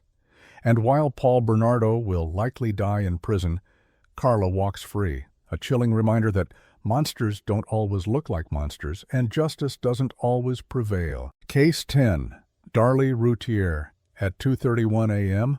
on June 6, 1996. A frantic 911 call came into the Rowlett, Texas Emergency Dispatch Center. The caller was 26-year-old Darlie Routier, and she was screaming. "Somebody came in. They broke in and just stabbed me and my children," she yelled into the phone, her voice raw with panic. "My babies are dying. Oh my God, they're dead." The dispatcher tried to get information, tried to keep Darlie calm, but the chaos on the other end was overwhelming. In the background, another voice could be heard. Darlie's husband, Darren, who'd just run downstairs after hearing his wife's screams. He was yelling at Darlie to pick up the towels, to apply pressure, to help their sons. The call lasted nearly 6 minutes, 6 excruciating minutes of confusion, terror, and desperation. When police and paramedics arrived at the upscale home in the Dallas suburb of Rowlett, they found a scene of carnage. 6-year-old Devin Routier was already dead on the family room floor, stabbed multiple times in the chest. 5-year-old Damon was still clinging to life, but barely. He would die minutes later, either at the scene or in the ambulance, depending on which account you believe. And Darlie herself was injured, with knife wounds to her throat and arm, blood soaking through her white nightshirt. She told first responders a chilling story. She'd fallen asleep on the couch in the family room with her 2 oldest sons. Around 2:30 a.m., she woke to see a man, a stranger, standing in her home. He attacked her, and when she fought back, he ran toward the kitchen and the garage. That's when she realized her sons had been stabbed. She picked up the large kitchen knife that the intruder had dropped and then called 911. It was a story that should have made sense. Home invasions happen. Intruders break in. Random violence occurs. But as investigators processed the scene, as they examined the evidence, as they watched Darlie Routhier's behavior in the hours and days that followed, doubt began to creep in. Within weeks, the narrative had shifted completely. The mother who'd frantically begged for help on that 911 call was now the prime suspect. And by February 1997, she'd be convicted of murder and sentenced to death. But here's the thing about the Darlie Routhier case. Nearly 30 years later, people still can't agree on whether justice was served or if an innocent woman sits on death row. It's a case that divides families, ignites passionate debates, and raises uncomfortable questions about how we judge mothers and how we judge grief. From the outside, the Routhiers looked like they had it all. Darren and Darlie had been high school sweethearts who married young and built a comfortable life in the suburbs. They lived in a large, well-maintained home in an upscale neighborhood in Rowlett, a bedroom community outside Dallas. Darren owned a successful business installing residential computer systems. Darlie was a stay-at-home mom who doted on their 3 sons, Devin, Damon, and 7-month-old Drake. Neighbors described them as the ideal American family. Darlie was beautiful, a petite blonde with a bright smile who loved to wear jewelry and nice clothes. She threw elaborate birthday parties for her boys. She decorated their home meticulously. She seemed devoted to her children. The family attended church. They had friends. They appeared happy. But beneath the surface, cracks were forming. Darren's business was struggling. The Routhiers were drowning in debt. They owed more than $10,000 on credit cards and were months behind on their mortgage. They'd taken out loans they couldn't repay. The financial pressure was mounting, and it was taking a toll. Friends would later testify that Darlie seemed stressed, overwhelmed, different from her usual bubbly self. Still, nothing could have prepared anyone for what happened on June 6, 1996. When investigators began processing the Routhier home, they immediately noticed things that didn't align with Darlie's story of an intruder attack. First, there was the garage window. Darlie claimed the intruder had cut a screen and entered through a window in the garage. But when police examined the window, they found something odd. The windowsill was covered in an undisturbed layer of dust. If someone had climbed through that window, the dust would have been disturbed. It wasn't. The mulch in the flower beds beneath the window was also pristine. No footprints, no disturbance, nothing to suggest anyone had climbed in or out. Then there was the vacuum cleaner. It was sitting directly in front of the garage window, blocking access. An intruder would have had to move it to climb through, yet it was still in place, plugged in, with no signs of being disturbed. Next came the blood evidence. Crime scene analysts noted that the blood spatter patterns in the house didn't support Darlie's version of events. There was no blood in the garage where the intruder supposedly entered. There was no blood trail leading to the exit. The blood patterns on Darlie's nightshirt raised questions too. Cast-off blood spatter suggested she'd been holding the knife when it was swung, not that she'd been attacked by someone else. Perhaps most damning was a bloody sock. Police found it 75 yards from the Routhier home in an alley behind the house. The sock matched others in the Routhier household and had blood from both Devin and Damon on it. The prosecution would argue that Darlie had planted the sock herself, running it down the alley to make it look like an intruder had fled that way. The defense countered that Darlie couldn't possibly have had time to stab both boys, call 911, cut a screen, run the sock 75 yards down an alley, return to the house, and inflict her own wounds, all in the space of a few minutes. And then there were Darlie's injuries. She had a slash across her throat that came within 2 millimeters of her carotid artery, close enough to be potentially lethal, but shallow enough that it didn't cause serious damage. She had a knife wound on her right arm. She had bruises, but prosecutors would argue these were self-inflicted, that Darlie had staged her own injuries to support her intruder story. The medical examiner added another troubling detail. 5-year-old Damon had likely survived for approximately 8 minutes after being stabbed. 8 minutes. Darlie was on the phone with 911 for nearly 6 of those minutes. The prosecution argued this timeline didn't leave enough time for Darlie to stage the crime scene. The defense argued it proved she couldn't have done it. If Damon was alive for 8 minutes and Darlie was on the phone for 6, when would she have had time to stage anything? But perhaps the most controversial piece of evidence wasn't found at the crime scene at all. It was captured on video 8 days after the murders. On June 14, 1996, what would have been Devin Routhier's 7th birthday, the Routhier family gathered at the cemetery. They held a prayer service first, a somber 2-hour gathering with family and friends, tears and remembrances. But then something happened that would change the trajectory of Darlie's trial. The family decided to celebrate Devin's birthday at his grave.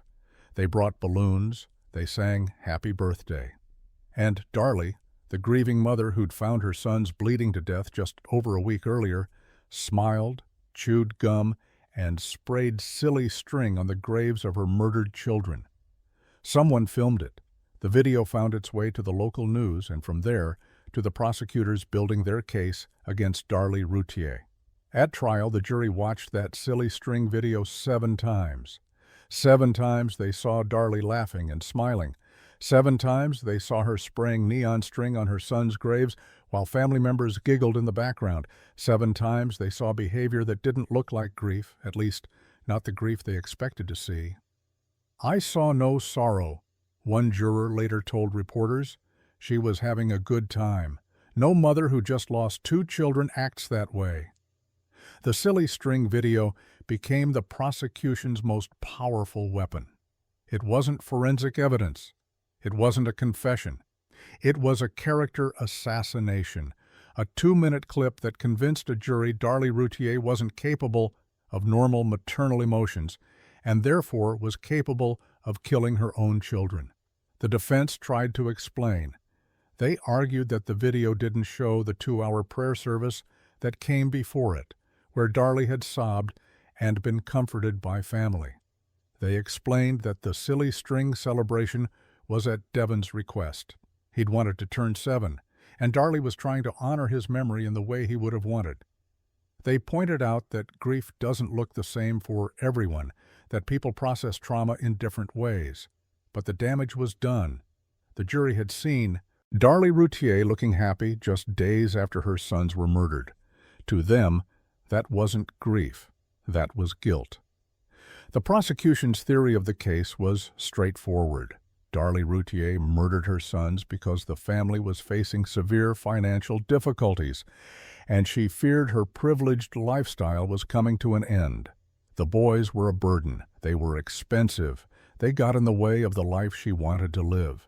So she killed them, staged an intruder attack, and called 911 to cover her tracks. Prosecutors painted a picture of Darlie as materialistic, vain, and selfish, a woman who cared more about her jewelry and her clothes than about her children. They presented evidence of the family's mounting debts, their failed loan applications, their inability to keep up with mortgage payments. They argued that Darlie saw her sons as obstacles to financial freedom, but there were problems with this theory. For one thing, the Routhiers had substantial life insurance policies on themselves, but not on their children. If Darlie wanted to solve the family's financial problems through murder, killing her sons wouldn't accomplish anything. Killing her husband would have made more sense, financially speaking, and the 7-month-old baby, Drake, slept upstairs with Darren. If Darlie wanted to be free of the burden of children, why leave the baby alive? The defense also argued that the Routhiers' financial troubles, while real, weren't catastrophic. They were behind on some bills, but they weren't facing immediate foreclosure or bankruptcy. Many families face similar struggles without resorting to murder. Still, The prosecution's narrative resonated with the jury. They saw a woman who seemed more concerned with her appearance than her children's welfare. They saw someone who, in their view, didn't grieve appropriately. And they saw someone who, forensically speaking, appeared to be lying about an intruder. On February 1st, 1997, after deliberating for just over 2 hours, the jury found Darlie Routier guilty of capital murder in the death of 5-year-old Damon. 3 days later, she was sentenced to death by lethal injection. She was not tried for Devon's death. Prosecutors kept that charge in reserve in case the first conviction was overturned on appeal, giving them a second chance to try her. Here's where the Darlie Routier case gets complicated. There is evidence that suggests the investigation may have been flawed, that reasonable doubt existed that perhaps the wrong person was convicted. First, there's the unidentified fingerprint. A bloody fingerprint was found on a table in the Routier home. It didn't belong to Darlie, Darren, or the boys. It didn't match anyone in the family. To this day, that fingerprint remains unidentified. The defense argues this proves an intruder was present. The prosecution argues the print could have been left at any time and doesn't prove anything. Then there's the matter of Darlie's injuries.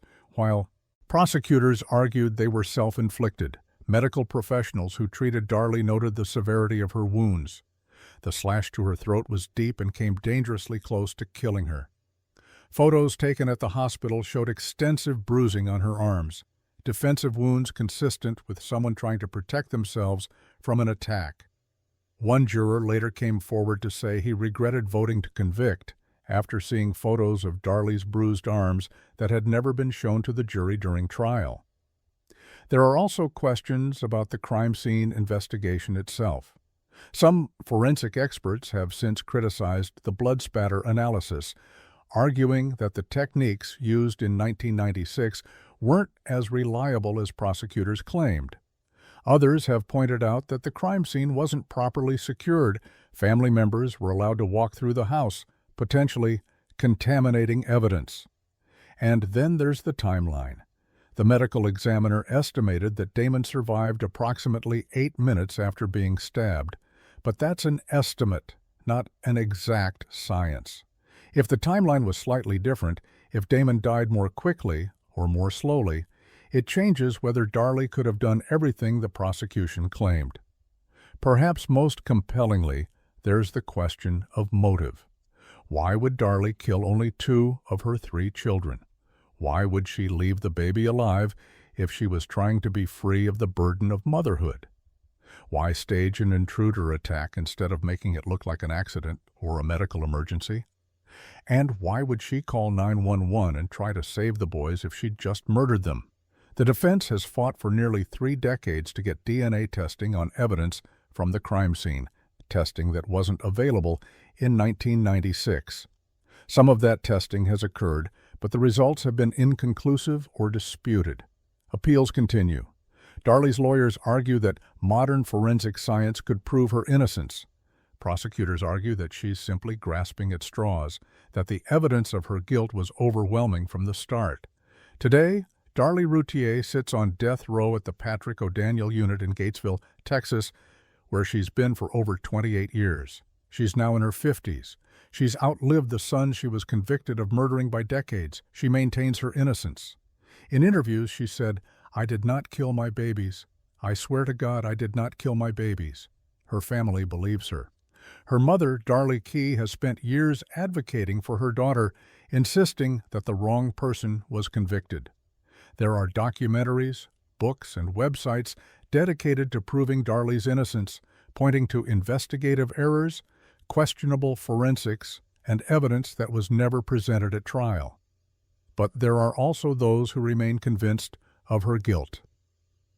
Prosecutors point to the lack of evidence of an intruder, the staged crime scene, the suspicious behavior, and, yes, that silly string video. They argue that Darlie Routier is a cold-blooded killer who murdered her own children and deserves to be exactly where she is. The case has become one of the most polarizing in true crime history. online forums are filled with passionate debates. Some people see Darlie as a victim of a rush to judgment, a woman wrongly convicted because she didn't grieve the right way. Others see her as a manipulator, a narcissist, a mother who killed her children and has spent 3 decades lying about it. Darlie's appeals continue. DNA testing continues. But Texas death row moves slowly, and Darlie Routier may spend the rest of her life or die by lethal injection before all the evidence is fully examined and all the questions are answered. What makes the Darlie Routier case so disturbing isn't just the horror of 2 young boys stabbed to death in their own home. It's the question at the heart of it all: how should a grieving mother behave? The silly string video became emblematic of a larger issue in criminal justice, the way we judge women, and especially mothers, based on emotion rather than evidence. Darlie was convicted in large part because a jury didn't think she looked sad enough, because she smiled at her son's grave, because she chewed gum, because she didn't collapse in hysterics the way they thought a real mother would. But grief is complicated. Trauma is complicated. People respond to horrific events in wildly different ways. Some people shut down emotionally. Some people laugh inappropriately. Some people create moments of joy as a way to cope with unbearable pain. None of these responses necessarily indicate guilt. The question isn't whether Darlie Routier grieved the way you or I might have grieved. The question is whether the forensic evidence proves, beyond a reasonable doubt, that she murdered her children. And that's where the case gets murky. There's no confession, there's no witness, there's no clear motive. There's forensic evidence that raises questions, but also forensic evidence that can be interpreted multiple ways. There's an unidentified fingerprint. There are wounds on Darlie that experts disagree about. There's a timeline that may or may not have allowed her to do what prosecutors claimed. Is that enough for reasonable doubt, or is it just the desperate grasping of a guilty woman who's running out of options? On death row in Texas, Darlie Routier waits. She's been waiting for nearly 3 decades. Her youngest son, Drake, the baby who survived that night, is now in his 20s, raised by family members who believe his mother is innocent. Darren Routier, Darlie's husband, initially stood by her, but eventually divorced her in 2011, though he's maintained that he doesn't believe she killed their sons. The families of Devin and Damon Routier are fractured, some believing Darlie is guilty, others convinced she's innocent. The case has torn apart relationships, divided communities, and sparked endless debate. And at the center of it all are 2 little boys who never got to grow up. Devin, who wanted to turn 7, Damon, who was only 5 years old, 2 children who died violently in their own home, whether at the hands of a stranger or their own mother. If Darlie Routier is innocent, then she suffered an unimaginable injustice. Convicted of murdering the children she loved, sentenced to death for a crime she didn't commit, robbed of nearly 3 decades of freedom while the real killer walks free. If Darlie Routier is guilty, then she's one of the most manipulative killers in modern history. A woman who murdered her own children, staged an elaborate crime scene, and has spent 3 decades playing the victim while the sons she killed remain buried in the ground. The truth, whatever it is, lies somewhere in the blood-spattered evidence of a June night in 1996. And until that truth is definitively uncovered, if it ever is, Darlie Routier will remain one of true crime's most controversial figures, a case study in how grief can look like guilt, how forensic science can be questioned, and how the American justice system can leave us with more questions than answers. Devin and Damon Routier deserved justice. The question that haunts us is whether justice was truly served or whether it was sacrificed at the altar of a viral video and a mother who didn't cry the right way. These 10 women came from different backgrounds and killed for different reasons: jealousy, greed, obsession, freedom, or twisted love. Yet they share one chilling commonality. Each exploited the sacred bonds of marriage, motherhood, and family trust to destroy the very people who should have been safest with them. Their crimes remind us that evil doesn't always look like a monster. Sometimes it wears a wedding ring, tucks children into bed, or smiles from a family portrait. While we can acknowledge the abuse, mental illness, and trauma some suffered, we must also recognize their agency in choosing violence over countless other options. The victims, husbands shot in their beds, children poisoned or drowned, teenagers betrayed by those who should have protected them, deserve to be remembered not just as statistics, but as lives stolen by those closest to them. What case shocked you the most? Which of these women do you think was the most evil, and why? Let us know in the comments below, and don't forget to subscribe for more true crime deep dives into the darkest corners of human nature.